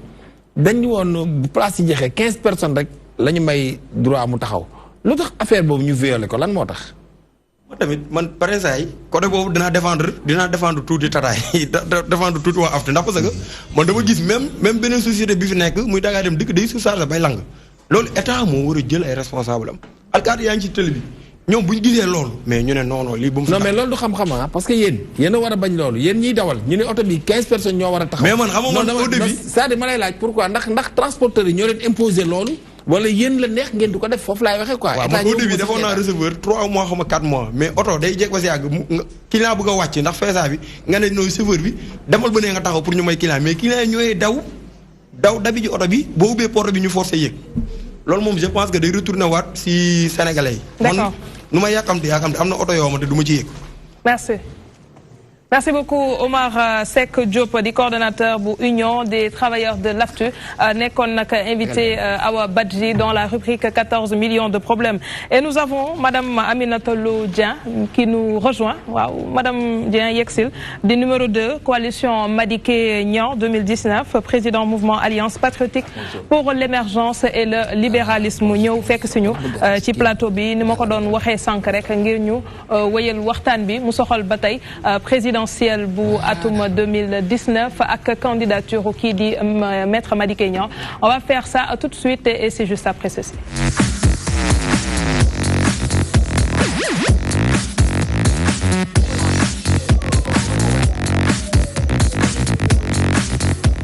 Pape Ousmane Cissé, coalition Macky 2019, 1000 interrogations. dafa mel ni réew mi ko laaj duñ la may nga noppalu parce que fi ñu toll la il faut que lépp muy gaaw pour que ñu mën a dem ca kanam ñu delluwaat tuuti maître Madické Niang bootu ci parti démocratique sénégalais yi ànd ak ñoom ba ni mu yegsee ci 13e législature la nekk xaw ma 14e waaye 13e. jiite groupe parlementaire bi ba léegi di gën a dëggal boppam ni élève maître Abdoulaye Wade la. jékki-jékki brouille am seen diggante. mu fël fu kenn xaaru ni jox leen ma réew bi mën naa koo saafara ñenn ñi ni waa lu mu doon yàgg togg la ba ñu ko fësal wala lan la mu yëkkatiwaat kàddu ni damay bëgg a sauver parti démocratique sénégalais nit ñi ne ko waa ana kon askan wi ñi nga xam ne xëy na nekkuñu PDS loolu intéressé wu leen di leen intéressé mooy ku leen mën a yóbbul seen Sénégal ci li ñuy rêvé déjà ci yi ma la wax nii rek looñ ci mën a baaxee. d'abord sëñ bi Cissé maa ngi lay nuyu sa sant bi rek moo la yàq maa ngi nuyu ñi ma fekk ci plateau bi yëpp di nuyu téléspectateurs yi ñuy seetaan di nuyu sama frère sama xarit Sala Bigué nga xam ni ñoo bokk dëkk Pikine di am mbégte di teew ci émission bi nga xamante ne émission bu am importance la ci échiquier national bi li nga wax rek ñu dugg tout droit dem tout droit au but yaakaar naa ni tey coalition bi waral coow li mooy coalition Madické 2019 xam nga politique dafa bari ay aspect maa ngi koy wax Sala Bigué naan ko politique ak làmb ñoo xaw a yem parce que c'est de l'intelligence en mouvement tey président Madické Niang mi ngi leen di nuyu Sénégal yëpp ñu nekk ci biir réew mi Sénégal yi nekk ci biir réew mi ak ñu nekk bitim réew tey président Madické Niang jiite la coalition Madické 2019 tey sunu borom mi dogal na ñu nekk candidat officiellement à l'élection présidentielle mais avant cette candidature maître Madické Niang dafa nekk membre du Parti démocratique sénégalais ñun itam membre lañ ci woon parce que fa la ñu juddoo fa la ñu nampé président Abdoulaye Wade di sunu référence ci politique mais diggante bi bari na évolution parce que man après génn naa ñeneen génn nañ créer ay mouvement créer ay parti mais maître Madické Niang ci loyautéem ci engagement am xëy na sax am na lu ko neex ak lu ko naqari parce que ñi am li leen naqari ci PDS génn nañ fa dem créer seeni mouvement mais moom relation bu mu am ak maître Abdoulaye Wade mu nekk relation de frère ñoom ñaar mu nekk avocat avant ñuy accès au pouvoir ñu jaar fu bare ci wàllu àddina ñu dem ba politique boole leen yaakaar naa relation boobu moo tax maître Madické Niang des ci biir PDS. On est d'accord. Mais PDS itam j'y vais je viens à votre question. waa kon naa gaaw. donc PDS tey dañu def seen résolution en tant que parti tànn Karim Meïssa Wade comme seen candidat mais ni justice au Sénégal bi tëddee depuis que le président Macky Sall est au pouvoir dañu amoon yaakaar ni dañuy am indépendance de la justice ndaxte moom loolu la diggee woon mais depuis mu nekk fii dañu seetlu ni justice bi daf koy manipuler jël ay magistrats yu ko favorable teg leen ci bopp justice bi peut-être loolu dinañ ci ñëw mooy ni Karim Meïssa Wade yéen da ngeen jortoon ni du mës a doon candidat mais li jaaxal nit ñi mooy su dee maître Madické Niang xamoon na loolu lu waral noppi gi bàyyi ba ci jamono yooyu rek mu soog a ne man dama bëgg a sauver Parti démocratique sénégalais mais wóoruñu woon que du nekk candidat parce que Karim Meïssa Wade tribunal bi nga xamante ne moo ko condamné dafa wax ni pertul benn droit civique ni politique ñu ni li xew ñu bëri xamuñu ko président Macky Sall ba mu dafa dem ci constitution bi changer constitution bi ci référendum bi wax ni pour nga nekk électeur pour nga nekk candidat il faut nga nekk électeur Karim Meïssa Wade dem bindu ji ñu reyee ko délibérément des listes kon loolu moo indi moom conseil constitutionnel du luñ ko condamné mais le fait que amul carte électeur moo tax. non madame Dieng yegg si woosi même Karim Wade condamnation boobu ngay wax ak référendum bi ñu jógee référendum bi sori na période boobu noonu certainement maître Madické Niang xamoon na ni kii du doon candidat lan moo tax ngeen xaar ba récemment doogay fësal seen candidature wala da ngeen nekkoon en tractation ci biir pour convaincre le reste du groupe pour mën a fësal seen non wóoruñu woon parce que il fallait ñu xaar officiellement parce que parti démocratique sénégalais man bokkuma ci maître Madické Niang dafa mës a wax ni dans le parti il faut ngeen am une candidature alternative parce que président Macky Sall fas yéenewul jàkkaarloo ak Karim Wade. loolu xanaa kon lu yàgg la ko. parce que maître Madické Niang dañu yàgg dégg ci moom mu ne. waaw parti démocratique sénégalais amul plan A amul plan Z ci ñi ko doon wax ci la bokk ci loolu nañu jëm bi nga xamee ni ne tamit Karim Meïssa Wade conseil constitutionnel cour suprême dogal na li muy dogal rejeté bi mu defee appel pour ñu jox ko carte électeur am ci la ko wóor ni Karim Meïssa Wade du nekk candidat loolu que ça soit très clair bi loolu amee nag ci ay xaritam ay nitam ñu nekk ci biir PDS ak ñu fa nekkul ak yeneen i parti ñoo dajaloo ne ko bëgg nañ nga samp sa ndënd. kan moom maître Madické Niang loolu kañ la loolu juste après dogalu cour suprême bi la. yaa ngi dégg parce que Karim Meïssa dafa def appel ci cour suprême pour ñu jox ko carte électeur. mais lan moo waroon doon taxawaay maître Madické Niang bu fekkee loolu am na ci parti boo xam ne dafa am règlement intérieur am ay statut am. que koo xamante ni nanguwoo parce que jusqu'ici dañu jàpp ni Karim Meïssa Wade moom la ñu investir ci ab congrès boo xam comme ni ngeen ko définir ci parti démocratique sénégalais. su demee ba yeneen responsable ne ko kat kilifa gi gis nañu situation bi doy nga ñu jamono boobu lan moo waroon doon taxawaay maître Madické Niang lu dul mu xeex loolu jëmmal ko ci parti bi ba ñu dem. waa xam nga parti xam nga soo waxee doxalinu parti. da ngay indi beneen problème. parce que parti dafa am règlement intérieur am statut. parti kenn du ko donnante. yaakaar naa ñi jóge PDS ñu bëri principe bu parti dañ koy donnante loolu moo tax man bokk naa ci li ma génne PDS parce que parti association la ay nit ñoo ci bokk même boo ko sosee boo demee ba mu yàgg moomatoo parti bi association la ay nit dañoo dugg ci parti bi jënd seeni carte nekk membre militer am ay idée am ay ambition parti benn nit moomu ko ñaari nit moomu ko association la association bi mooy dogal li xew biir parti démocratique sénégalais dafa am bopp boo xamante ne du ma leen citer ñoo xamante ne dañuy liggéey pour Macky Sall des ci bopp réew mi. déet waroon nga ñëw citer nag. waaw ci loolu yow. waaw ba dañuy liggéey parce que li tax ma ne la dañuy liggéey pour mettre pour Macky Sall des ci bopp réew mi mooy que boo demee ba xam ni ñun wóor na Sénégal yépp wóor na leen ni Macky Sall teg na système boo xamante ne ci réew mi. waxuma ni système bu baax la de système bu injuste la pour fexe ba du jàkkaarloog benn candidat bu mag muy Khalifa Sall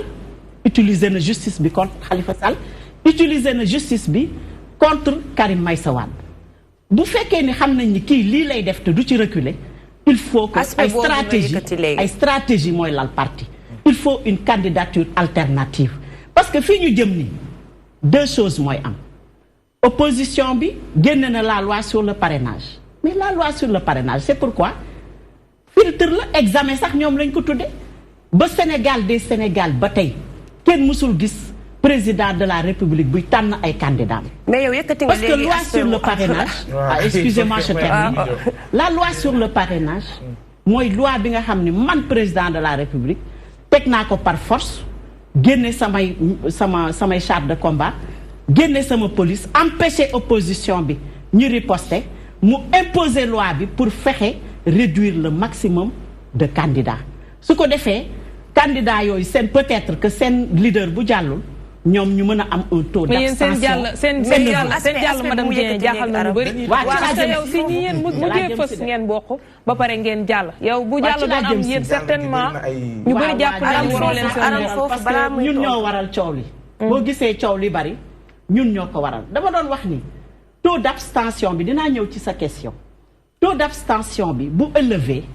kon tey Macky Sall day am chance jàll dès le premier tour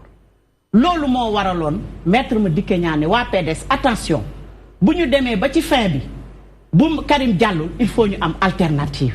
pour ñu bañ a toog bañ a voté ji. ana réew mi. yaa ngi dégg réew mi dina ñëw parce que teg nañ programme bu am solo pour changer réew mi changer justice bi nii muy doxee parce que sénégalais yi sonn nañ ci kumba am ndey ak kumba am ndey. tey wax nga aspect bu am solo léegi mooy. tey aspect bu am solo bu mu wax mooy. da nga ne am na ñoo xam ne nañ ko utal feuille muy bind parce que sama question sax man ak. mooy moom léegi dafa souligner lu am solo te loolu moom lañ leen di jiiñ boobu ak tey dem na sax ba am ñu ne nañ leen génnee ci collectif des 25. parce que yéen faroo leen ak ñoom yéen da ngeen di liggéey. xam nga lan moo jaaxal da nga may yeggal xam nga ñoo xam ne ñamewuñu tudd seen tur. wala boog dañuy déema jaar naan am na ñoo xam ne ñu ëpp tey jii boo leen laajoon ci pet ñu ne la Madické Niang day liggéey ci suuf pour président sortant Macky Sall ndax gis nañ période bi nga xam ni génn ngeen ko pour dem uti ay parrain gis nañ ni itam ñu bari ci opposition bi ay taupe lañ leen jàppee dañoo gis ni da ngeen nekk ci C25 bi rek pour di comme ni ko maître Abdoulaye Wade waxee d'ailleurs pour infiltrer wala di indi ay jaxase diviser pour mieux régner wala pour mën a may président sortant li nga xamante ne moom la bëgg. waaw xam nga question boobu c'est vrai que ñu ngi koy agité mais olof dafay wax ne ku sa gémmiñ duñ laajte doo wax jaama parce que dañu temps bi ñu utiliser pour am parrainage moo jaaxal ñëpp loolu laa bëgg a leeral sénégalais yi. jaaxalu la. jaaxaluma man parce que man dama bokk ci li indi parrainage bi parce que bul fàtte ni maître Madické Niang ci PDS la génn la bokk am responsable yu bari yu nekk PDS. mën nga ñoo jox seen tur. du ma jox turu kenn. parce que man xam naa ñoom xam nañu te ñu ngi ñuy déglu. Massaly am na ci ñu bari Massaly wax na ko xëy na Massaly moom nangu na ne mooy ëpp liberté pour wax ko. mais am na ci ñu bari ñoo xam ne 2 parrainages la ñu def. Pape may ko mu àgg. 2 parrainages da nga bëgg lu leer da nga may tuuti rek. ma leeral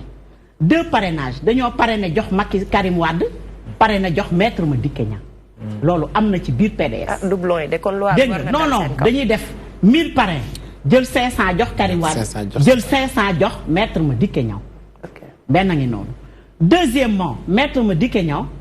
dafa ànd ak ay partis politiques man je suis chef de parti man personnellement jox naa maître Madické Niang 20 000 parrains. peut-être dañ la laaj loo compté. attention li ma compté dina leer élection yi ñu ngi ci jëm. du dëgg am yeneeni parti bu ñëwoo ak sa loxo neen ñii 25 000 parrains ñii 30 000 parrains yaa ngi dégg ñii 10 000 parrains ñii 5 000 parrains loolu am na. mu am également maître Madické Niang nekkoon nekk ci biir réew mi nekk ministre de la justice nekk ministre des affaires étrangères dëkk Touba nga xam ni booy calculer le nombre d'électeurs aujourd'hui au Sénégal ñaari région ñoo fi ëpp électeurs. kon am na temps liggéey daal nga. c'est la région attendez que je termine c'est la région de Dakar et la région de Diourbel ñoo ëpp électeurs ci Sénégal. on a eu 100 000 parrains dans le département de Mbacké te parrains yooyu ay kilifa diine ñoo woo seeni njaboot ba nu ñëw ñu ne leen damaa bëgg ngeen am 10 000 parrains ngi nii damaa bëgg ngeen parrain. mais nañ leeral nag parrain yooyu tekkiwul ni bu élection jotee ñoom ñoo dégg nga kon parrainage bi il faut aussi qu'on avance temps ba pare da ngeen ma laaj question bu am solo ci parrainage oppose ñiy wax ni ñun ay topp lañu di dem ci làmb ji ñun ay tobbu Macky Sall lañu pour quelle raison ñu nekk tobbu Macky Sall. seen bos dafa gaaw loolu la ñuy wax dafa gaaw. waaw gaaw na expliqué naa pourquoi mu gaaw j'ai donné les raisons te raisons yooyu borom xel bu nekk mun nga comprendre ni raison yooyu am na man mi dëkk département de Pikine rek mun naa parrainer maître Madické Niang man kese Pikine moo ëpp mbooloo presque ci région de Dakar. mais yow rek doo fa responsable. waaw mais man ak Amadou Diarra ñeneen a nga Pikine. dajaloo nañu bu baax jël ay parrainage yu bari jox ko maître Madické. mais buñ taxee ci léegi nag xam nga lan moo am importance ma daaneel rek est-ce que réellement pare na parce que tamit au-delà de pare na nañ la nangam dafa am responsabilité bi am derrière ci li muy sàkku. réew lay laaj. te jàpp naa ne xëy na ñi koy song du rek dañuy jóg nii rek ci seen lal géntu ko rek yeewu ni laaj leen ma. il faut ñu peser ko xam surtout ci contexte bi ngeen koy laajee. tey dañu am population boo xamante ni elle est de plus en plus exigeante ci li nga xamante ne mooy seeni vécu est-ce que maître Madické Niang mesuré na ample parce que souvent bu ñu ko déggee dafa naan sama candidature pour sauver parti démocratique sénégalais dama ñëw pour ni bis bu ma yàlla joxee réew mi ma jëlaat lépp delloo ko ci loxoy maître Abdoulaye Wade woon ko c'est-à-dire on ne sent pas derrière waaw ki ngay xeexal wala ki ngay wax on ne sent pas ana ci li muy wax ak li muy woote woo askan boobu nga xam te ne du peut-être loolu moo leen intéressé. D'accord. Cela ne veut pas dire que ni on remet en cause li Abdoulaye Wade doon je veux dire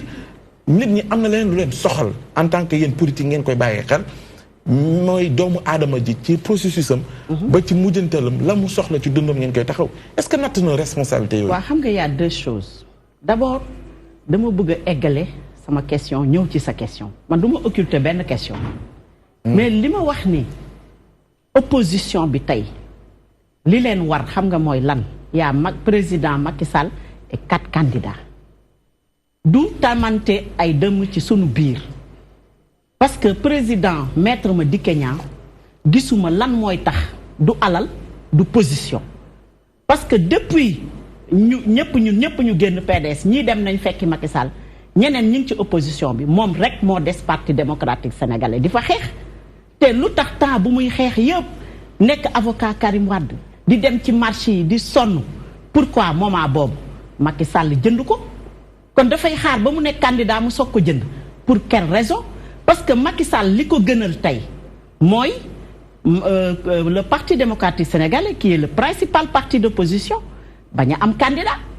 loolu ko gënal bu kenn bañ a représenter le parti démocratique sénégalais su ko defee le taux d'abstention dina élevé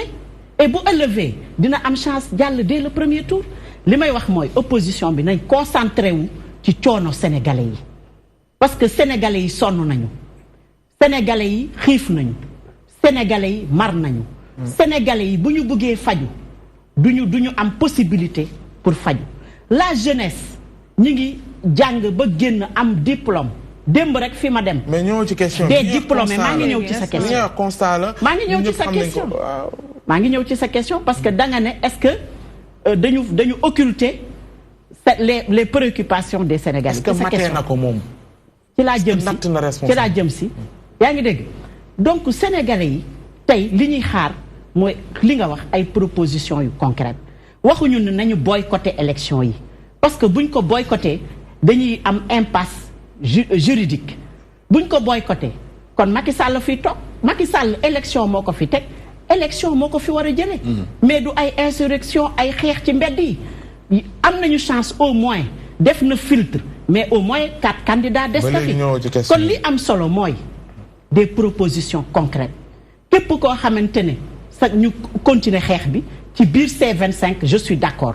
ñu continuer xeex bi au niveau des communes parce que du ñu bàyyi benn minorité accaparé wu des biens accaparé wu de l'État et des services de l'État. maa ngi ñëw ci question bi da nga cee sori dinaa ñëw de dinaa ñëw ci sa question boobu ngeen di wax ni 7 mètres bi ngeen di référé wu donc président Madické Niang dafa sàkk pour ñu dàq leen fa.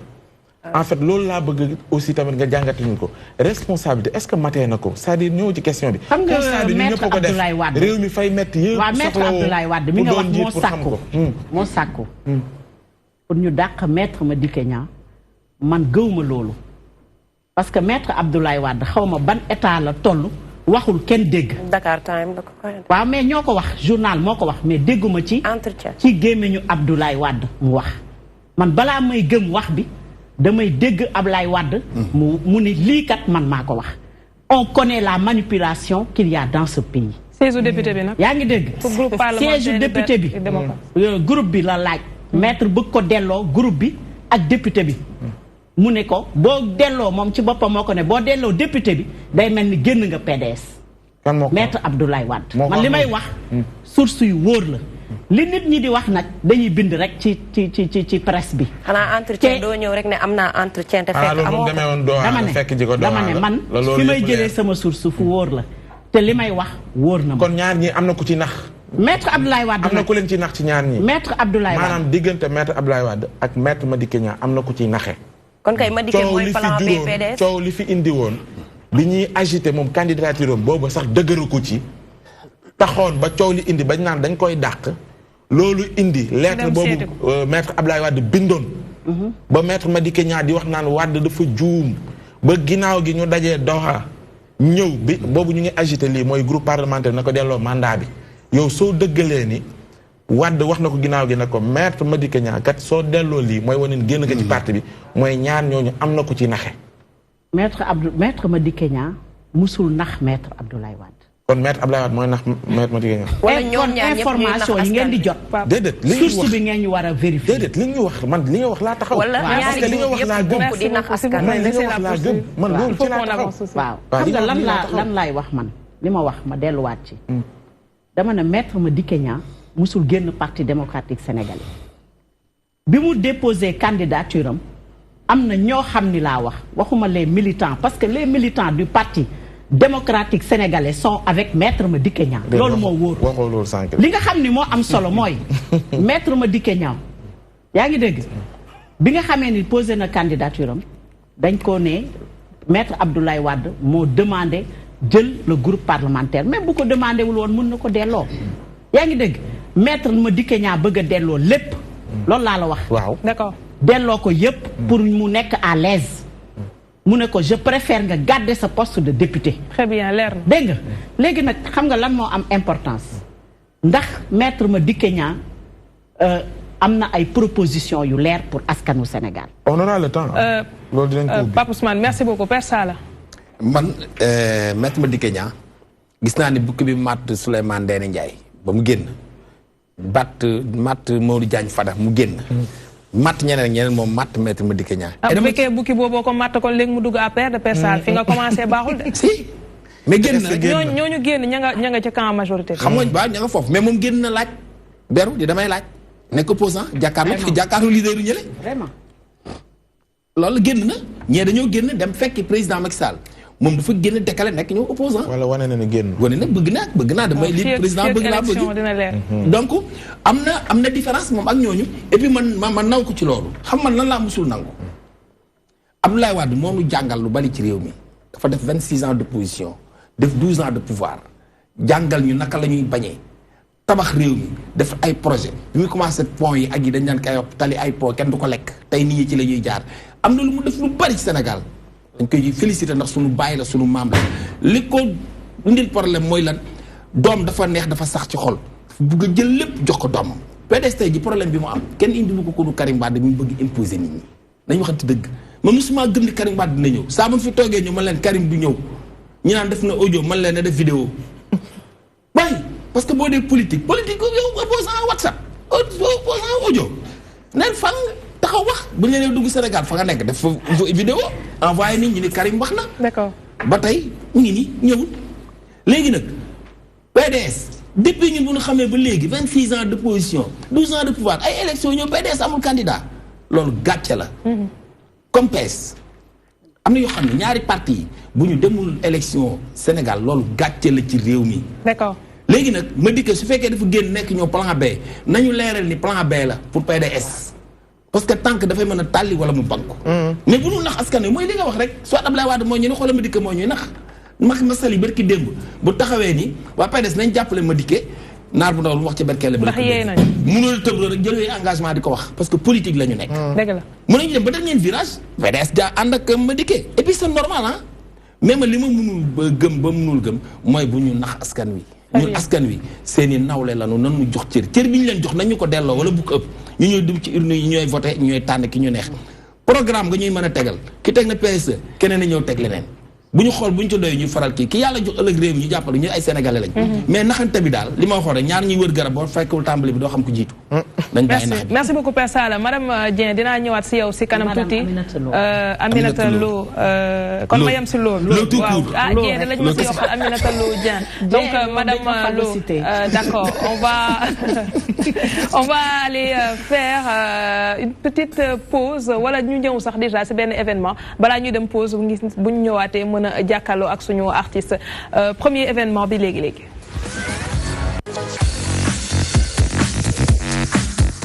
Mamadou Ndiaye ci yow la ñuy jublu génn tuuti politique bi ñëw wax si deux roues yi waxal ci politique bi it ah non génnal politique bi non bàyyi ko ak madame Lo rek week-end de sensibilisation sur la prévention et la sécurité routière waaw donc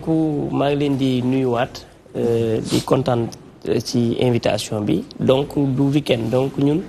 presque 3 mois ngi nii ñi ngi nekk ñu ngi commencé Dagana Richard Toll Rosso Sénégal dem Daara Jolof dem Linguère dem Fatick Kolda donc ñu def des campagnes de sensibilisation sur la prévention et la sécurité routière. D'accord. Donc waxtaan ak autorités yi nga xam ne ñi ngi ci dëkk yi pour ñu mën a accompagner ak xale yi mën a waxtaan ak ñoom aussi mën leen yee pour ñu xam seen yelleef voilà. waaw ñu wax si wàllu deux roues yi ba nga ko doon wax sànq nekk na ñoo xamante ne xëy na si circulation bi bëri na ay jafe-jafe yoo xam ni souvent ñu gis ko bu ay check point amee. mu di contrôle papier wala muy casque wala yeneen yoo xam ni souvent dinañ ko gis ci wàllu deux roues yi. taxawaayu résoudre ci loolu lan la. waaw taxawaayu résoudre donc loolu moo gën a waral sax suñu campagne de sensibilisation parce que dañu xool ni jeunesse bi dañu xaw a réer ci côté boobu donc dañuy manqué. ay nit yu leen defal ay sensibilisation donc moo tax dëkk bu ñu dem dañuy interpeller préfet bi waxtaan ak ñoom xamal leen ni ñun kat ñoom lañ fi am donc nañu taxaw xale yi. d'accord ci li nga xamante ni moom moo di jëmee kanam. donc parce que moto moom mënuloo ko yor te amuloo kayit mais am nañ habitude rek am xaalis dem jënd moto ñëw yor ko yaakaar ni loolu la te fekk demeewul noonu. donc nous sommes en développement dañu toll ci réew mi nga xamante ni lépp dafa war a leer donc loolu moom mooy yokku mooy indi développement réew léegi nag ñun aussi xaaruñu ci kenn ñoo jël suñu ay moyens bopp di ko def. jël suñu ay moyens bopp di ko def pour wane ne ñun ay patriotes lañ ci dëkk bi lañ bokk parce que suñu jeunesse soxla nañ ñu donc soxla nañ suñu expérience soxla nañ aussi suñu waxtaan. donc ñu ngi préparé sax pour dem Thiès ci semaine bii di ñëw incha allahu rabi fii ak samedi bon maa ngi jégalu ci ni ma anticiper. mais non c'est pas grave. voilà mais non anticiper ci côté kilifa yi fa nekk. muy préfet parce que il faut que ñu jox la autorisation ak yooyu. c'est vrai ngay door a joxe confirmation. donc maa ngi ciy jégalu pour balaa ñu koy gisee nen. mais pour wax rek journée de sensibilisation là, sur la prévention et la sécurité routière. D'accord. Voilà. Ensuite, waxtaan ak nit ñi parce que dafa am ñoo xam ne aussi dañuy mbubboo affaire deux roues di dem di liggéey ak état de gauche à droite te ñooñu population bi reconnaître wuñ leen. donc xale yi ci région yi ak département yi mer nañ ci loolu. donc loolu aussi dafa laaj ñu leeral ko état. wax leen ko ñu xam ko ñu def attention bu baax ci ñi nga xam ne ñi ngi ñëw foofu di waxtaan ak ñoom. ni ñoom ñooy représenter moto yi surtout particulièrement les Jakarta. Voilà donc am na ñoo xam ne ñu ngi ñoom ñooy président fédération nangam ak nangam te Sénégal kenn reconnaître leen. dëgg la ñemewuñu dem dugg ci ay régions yi di wax loolu parce que booy ils sont en colère. suba sax même waa Tamba waroon nañu jóg pour wax ci loolu mais résoudre moo leen dalal. waxtaan ak ñoom ni leen àdduna kenn du ko defee sànni xeer ak xulu ak xeex. rappelez-moi journée bi ban jour la ak heure bi nga xamante ne ak lieu bi nit yi mën nañ fa ñëw pour fekkee liggéey bi nga xam ni yi di ngeen ko def. voilà donc journée bi mi ngi am Thiès ñu ngi koy déparé mairie. la ñuy def donc am na benn circuit boo xam ni war nañ ko def donc circuit bi bind nañ ko ba pare. ok donc samedi lay am. Une campagne de sensibilisation sur la prévention et la sécurité routière. Très bien. Ensuite, remercier l'État sur la mutation gratuite bi nga xamante ni defaloon nañu ko. Ensuite, projet yi nga xamante ni am na ko pour wàllum deux roues. am na ay projet donc ñu ngi ñuy préparer ay permis carte grise même ay terrain sax état bi ñu ngi ñuy préparer pour defal ñu loolu. te loolu yaakaar naa avancement te loolu mosu fi am. waaw grande ligne yi nga ma jox nii léegi dama lay bàyyi après ak Moustapha Guèye parce que am nañ tamit rubrique sécurité et prévention routière. et je pense que moom nga ñëw ak moom gën a am. temps pour développer si li nga xamante ne ni di ngeen ko def au-delà de journée boobu am na solo pour ñu gën a mën a yaatal et certainement dinañ la bàyyee coordonné ak moom. Moustapha pour mu mën a wéyal waxtaan naa ko ci sànni. parce que nous sommes au nombre de. Mamadou foog nga dencal ma loolu. waaw mais nii rek ma tënk la am na yeneen gis nga sama artiste ngi toog di ma xaar bu ba léegi ak yeneen ak yeneen yoo xam ne ñu ngi si ginnaaw donc il faut nga comprendre ñu bàyyi la ak Moustapha et très certainement dina la jëlaat pour nga mën a ñëw fii yaatal li nga xam ni doon nga ko waxtaanee léegi ñu def une pub après ñu dellusiwaat.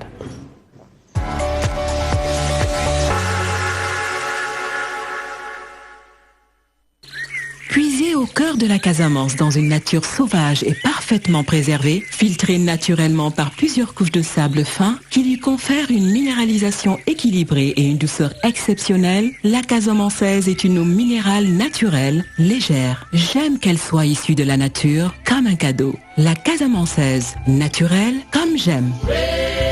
La Casamançaise existe en 10 litres, 5 litres, 1 litre 5 et 60 centilitres. Toutes les infos sur casamançaise.com.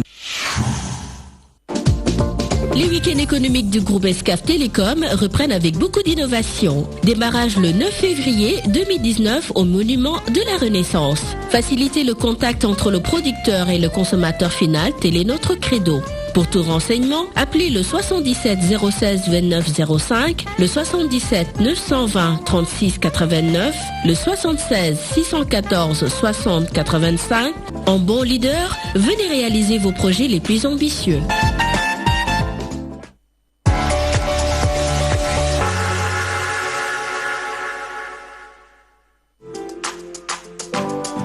Pour l'organisation de vos salons, foires, conférences, Excaf Event met à votre disposition du matériel de dernière génération.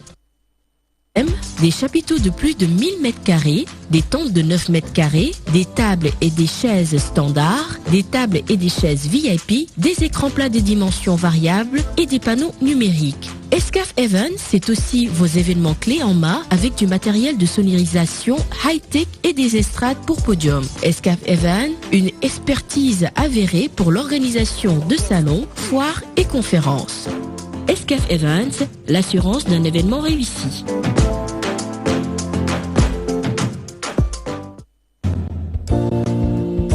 Le signal de la télévision numérique terrestre TNT est uniquement accessible aux décodeurs homologués par l'État du Sénégal et estampillés TNT by Excaf. Ces décodeurs doivent faire l'objet d'une identification préalable au niveau de l'opérateur de diffusion Excaf Télécom. Ces décodeurs reçoivent parfaitement et gratuitement toutes les chaînes de télévision sénégalaises. La vente ou l'utilisation de tout autre décodeur est formellement interdite au Sénégal, conformément à l'arrêté ministériel numéro 02-0904 du 10 novembre 2015. Les usagers sont invités à se rapprocher des services du groupe Excaf Télécom ou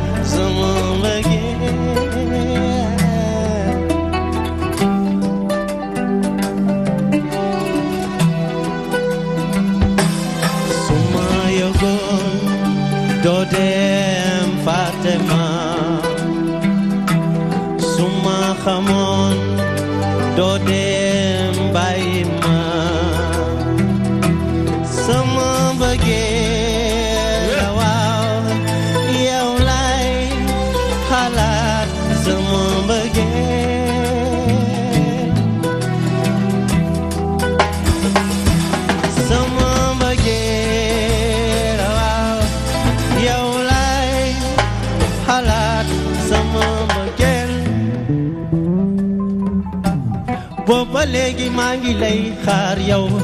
ñëwuloo may loo kañ ngay ñëw booba léegi maa ngi lay xaar yow ñëwuloo jarabi kañ ngay ñëw man sonn naa kay jël si ma kay jël si ma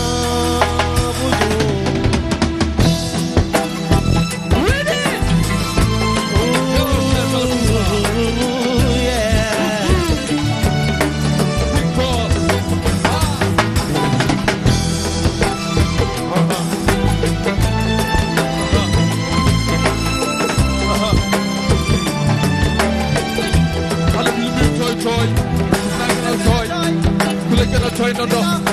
li ñuy saf no gis leen dañuy jaxasoo maanaam teg le seen xel sa àdduna seen sàngoo dañu bëri sag na leen di siggil lu ñuy métti ma doon seen sëriñ kilifa saa ñi jàggee la ñàkkal ku ke fa cër bin na fekk waxtaan ko mu ne may docteur xam nga teg toor te duma ko fut toor te duma ko nekk toor te duma ko dig toor ñu jaay sa doole day teg toor te di ñooy ko num apoñe apoñe apoñe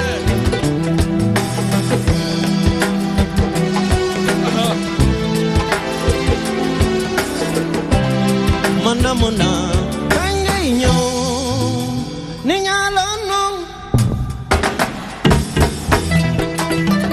ni ñaaloon noon ñamira kunu ko ani bi manke kilidi ñamira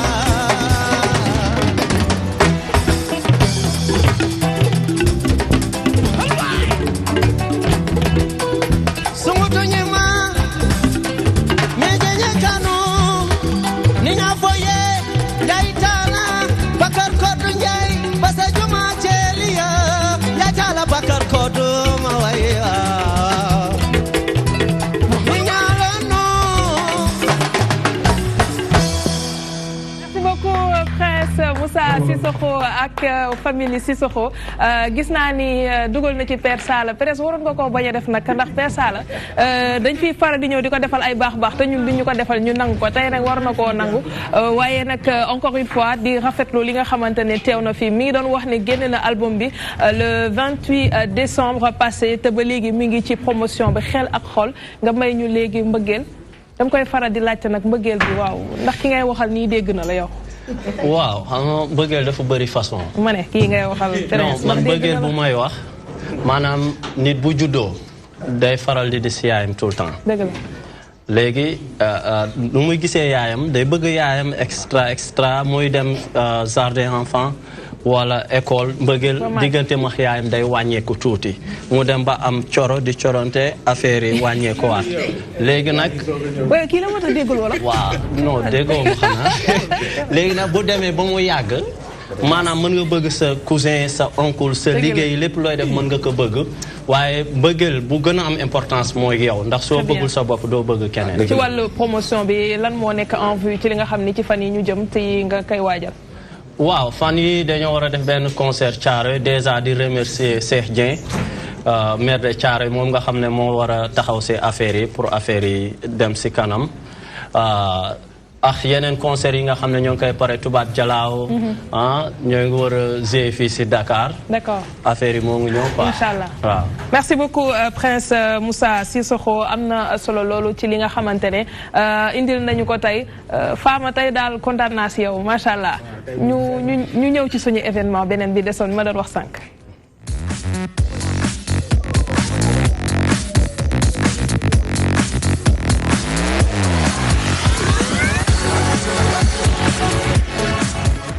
Et cette fois, on reçoit Pape Matar Diédhiou, soliste du groupe Siggil Sikko. C'est ça, international des HLM. Action citoyenne, un groupe qui est en train de sensibiliser la jeunesse sur les méfaits de la drogue. Si, parce que maa ngi nuyu ñu fi fekk ñëpp. Madame la ministre ak suñu père ak Prince ñoom Sankoum parce que ci milieu bi si lii laa nekk yàgg nañ daje Blaise Senghor répétition yeeg. moo tax gis naa la kay wane nga sa bopp non ñoom xamante nañ quoi avant lii xamante nañ ñoo bokk milieu bi. looloo tax quoi mais dañoo am benn événement bu rëy. muy ban jour. bon le 26 janvier mi ngi xewee HLM 1 fii. comprends parce que ñun dañ nekk si milieu sport di yëngu. ñu ngi bokk 12e gaynde di ànd ak équipe nationale ci coupe du monde yeeg coupe d' Afrique mais dañu gis ñun étranger yi ni ñuy concevoir sport par rapport ak Sénégal. parce que ñun Sénégal fii dañuy def sport avec la violence. parce que gis nañ temps yi rek tout récemment lamb ji ay nit ñoo xamante ni dañuy dox seen soxla ñu fekk leen fa agressé leen nangu lu ñu yor dem seen yoon. te loolu ñun bu ñu gisee ñuy dem Afrique di gis africains yi ni ñuy concevoir sport. bi ñu demee si coupe du monde bi rek équipe yi ñu joué yëpp Pologne bi ñu joué ak moom di Pologne yi génnee si mbedd bi dañu ñëw accolade ñu simi seen ay maillot pour ñu échanger ak ñun bi ñuy ñëw indi nañ maillot Pologne indi nañ maillot Japon indi nañ maillot Colombie.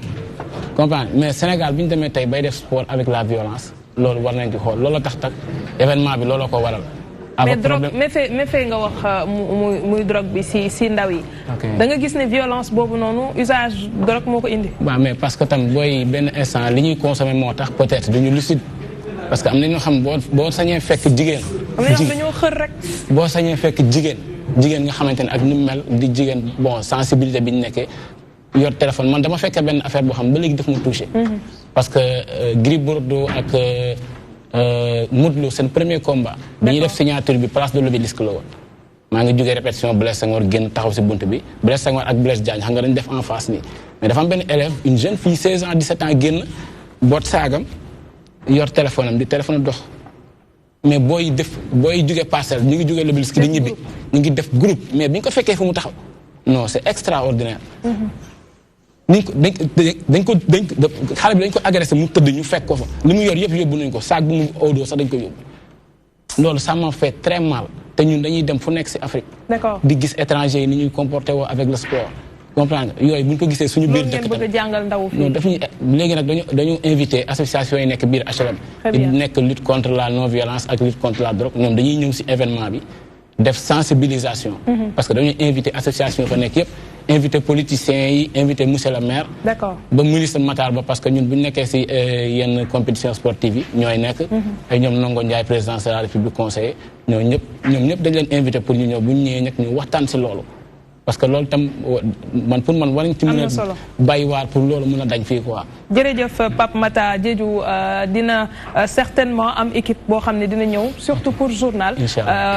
jël xibaar boobu ndax it comme li nga wax rek jar na ñu gën ko yaatal ba nga xamante ne ñu bëri dinañ ci jot incha allah le 26 janvier. fi nga wax fii ci HLM tam bi suñu benn nijaay bu ñuy wax Kader Fall. waaw parce que moom moo tax tey ba lii yëpp am ñu mën a xam nga rek am métier nekk si aar. incha allah di ci mën a gagner lu bëri daal. jërëjëf Pape Ousmane. ma bàyyi la ak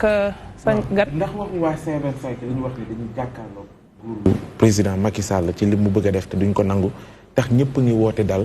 waxu C25 boobu engagé na Maître Madické Niang. bien sûr que engagé nañu parce que président Macky Sall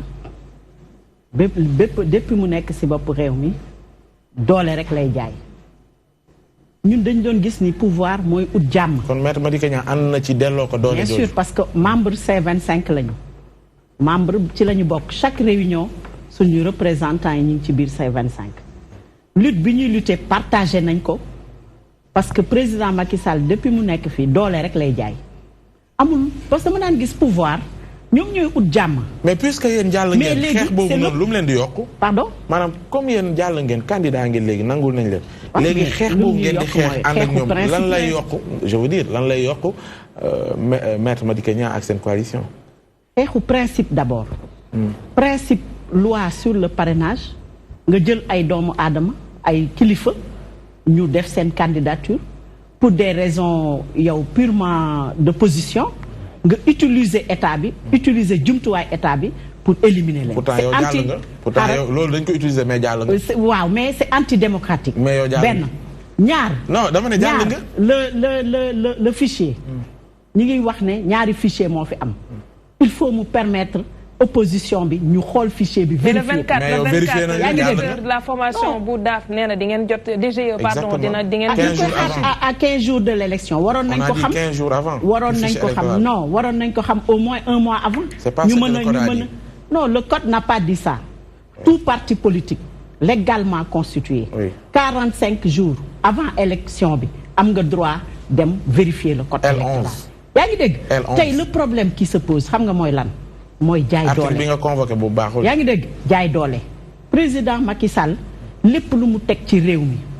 parrainage jaay doole. éliminer ay candidats par une gymnastique xaaral ma eggale par une gymnastique. utiliser état bi utiliser justice bi pour éliminer ay candidats. mais kon bu fekkee ni noonu la demee mooy dañuy éliminer ay candidats yi mu jàpp ni dinañ ko sonal ci élection bi kon xanaa kon yéen kon bokku leen. ci ñi ko war a mën a sonal moo tax xëy na loi parrainage bi dafa am. xam nga ñun boo gisee ñu jàll. ñu bari ñu ngi wax pourquoi ñu jàll. parce que ñun parrainage bi ku nekk peut-être ak ni nga doxalee. yaa ngi dégg ñun parrainage bi dañu am nañ 500 000 parrains def nañ filtrage parce que attention am na ñoo xam ne am nañ. carte d'identité mais kon parrainage bi baax na. déglu li ma la wax am nañ carte d'identité comme ngeen ba organiser wu def filtre boobu ba mun a jàll. may ma mais ngeen bëgg a taxaw ci geneen wàll gi ne dañuy non am nañ carte d'identité. mais carte d'identité bi ñu am retrouvé wul ci fichier bi. xam nga loolu mooy problème bu parrainage. mais vous n'êtes pas cohérent. c'est que fii ma dama fi gisul cohérence daal. non fii soo bëggee ma leeral. li tax man gisuma ci cohérence mooy. am na cohérence. xaar ma wax la li tax ma jàpp ne amul cohérence. c'est que bëggoo ma bàyyi ma développé. si bëgg naa la bàyyi il faut nga bàyyi ma développé. mais fi ngay dem yaa ngi dégg donc le problème mooy. tey dañuy xeexu principe. kii bi élection bi comme nii la dogale man ni ma gisee. sunu coalition ni mu gisee. mooy ñu continuer xeex bi. fexe ba élection bi leer. le processus électoral ñu respecté ko. fichier bi nga xamante ne moom la ñu wax ñu génne fichier bu baax bi sénégalais yi ñun ñi nga xam ne ñooy candidat ñu am possibilité vérifier fichier bi. mais incohérence bi mooy maintenant dernière question. incohérence bi mooy. li ngay décrire yëpp. ne parrainage bu baaxul ak processus beeg yooyu mais li ma jaaxal mooy ci nga jàllee. alors ci nga jàllee. ne derrière dafa am organisation bu lay permettre nga jàll. kon ma déggee ci ne. kon ñi jàllut. dañu amul organisation boobu. non waxewu ma noonu. non maanaam xam nga tamit logique pour logique. dama waxee logique rek bu nekk dàq. alors léegi bu fekkee ne yow yaa ngi décrire loolu te ci nga jàllee. man gisuma fa cohérence moo tax ma ne la xeex bi ngeen di xeex. ci C25. dama ne. ana njariñ li. dama ne am na ñu bari ñu am parrainage. da nga ma dégluwul peut-être il faut nga déglu ma. ñu bari ñu am parrainage. dañ leen a parrainé te carte d'identité yi leen parrainé nekkul ci fichier bi. d'accord loolu laa la expliqué. donc bu ñu demee parrainage mun nañ leen rejeter. tu as compris donc base fichier bi moo am problème. carte d'identité yi leen parrainé retrouver wuñ ko ci fichier bi. looloo tax ñu rejeter leen. li ci des mooy xam nga lan mooy xeex bi man d'accorduma ci nañu bloqué ba ñu boycotter élection. nañu xeex ba élection yi jaar ci yoon. candidat yi nga xamante ne yàlla dogalul ñu am chance jàll ñu waxtaan ak candidat yu jàll ñu def des fortes coalitions pour mën a dem élection ci yoon exiger résultat yi génn ci urne yi ñu respecté ko li ma gëm mooy sénégalais yi tourné nañ le dos au président Macky Sall. merci parce que lépp lu mu diggee woon lépp lu mu diggee woon non doo jeexale na si propagande def nga ko ba mu baax nag ba fin bi nga bu ko yàq waaw bu ñu fi bàyyil mise en demeure dimbali ñu rek Sénégal kat kon war na wax ak waa RTS non ñun fii la ñuy gérer yàlla def na RTS ñu ngi def lu leen neex per sala gis naa sa fudd bu màgg ba nga def askan bi yëpp gis nañ waaw jeexalee ñu dimbali ñu ak avis du jour bu neex xam nga ñun dañuy jékki-jékki fàtte jékki-jékki fàtte ne sax ñoo ngi ci émission bi ndax politiciens yi dañuy jàpp otage voilà xam nga li waxoon naa ko fii ay ndongo fukki ndongo ak ñaar boo leen saraxee 1000 francs li fekk séddoo wuñ dañ tàqali ko te politiciens yi dañu war a xam ne ñun réew mi ñu boole te mënuñu ko séddoo ku ne am nga droit laaj mais laaj ak ni nga war a laaje laaj bu fekkee dafa yem ci ŋàññante ak xasante ak waxante lu ñaaw rek loolu mën naa ñàkk réew moo xam ne Cheikh Ahmadou Bamba Khadim Rasoul moo am benn grade boo xam ni naar yi amuñu ko français yi amuñu ko indo yi amuñu ko benn sénégalais moo ko muy benn africain muy Khadim Rasoul Serigne Touba nga am benn nit koo xam ni dafa bind ci Seydina Mohamed ba ñu yaakaar ni sax dafa fekk jamonoom muy Maam El Hadji Malick Sy nga am ko benn Maam Baye nee naa la tey boo bindoon benn lettre ni nañ ko jox seexal islam boo ko sànnee fenn rek lay jëm Kaolack Maam Baye Niass rek moo dégg loolu nga am benn lettre nga bind ko sànni ko ni joxal ma ko seexal xalifa tuwaawoon rek jëm rek Serigne Babacar Sy nga am benn lettre bind ko sànni ko ni sànnil ma ko joxal ma ko borom jumaa ji Xaadim Rasul lañ koy jox kon ko am loolu nanu sauvegarder loolu Sénégal dafa am ay jigéen am ay xale am ñu am doole ak ñu néew doole te ñu néew doole yi ñoo ëpp yaakaar naa ne saako ceeb boo ko tegee ci buntu kër gi ni ko ko attunu doo ci lekk sa parental ba ci kër gi ci lekk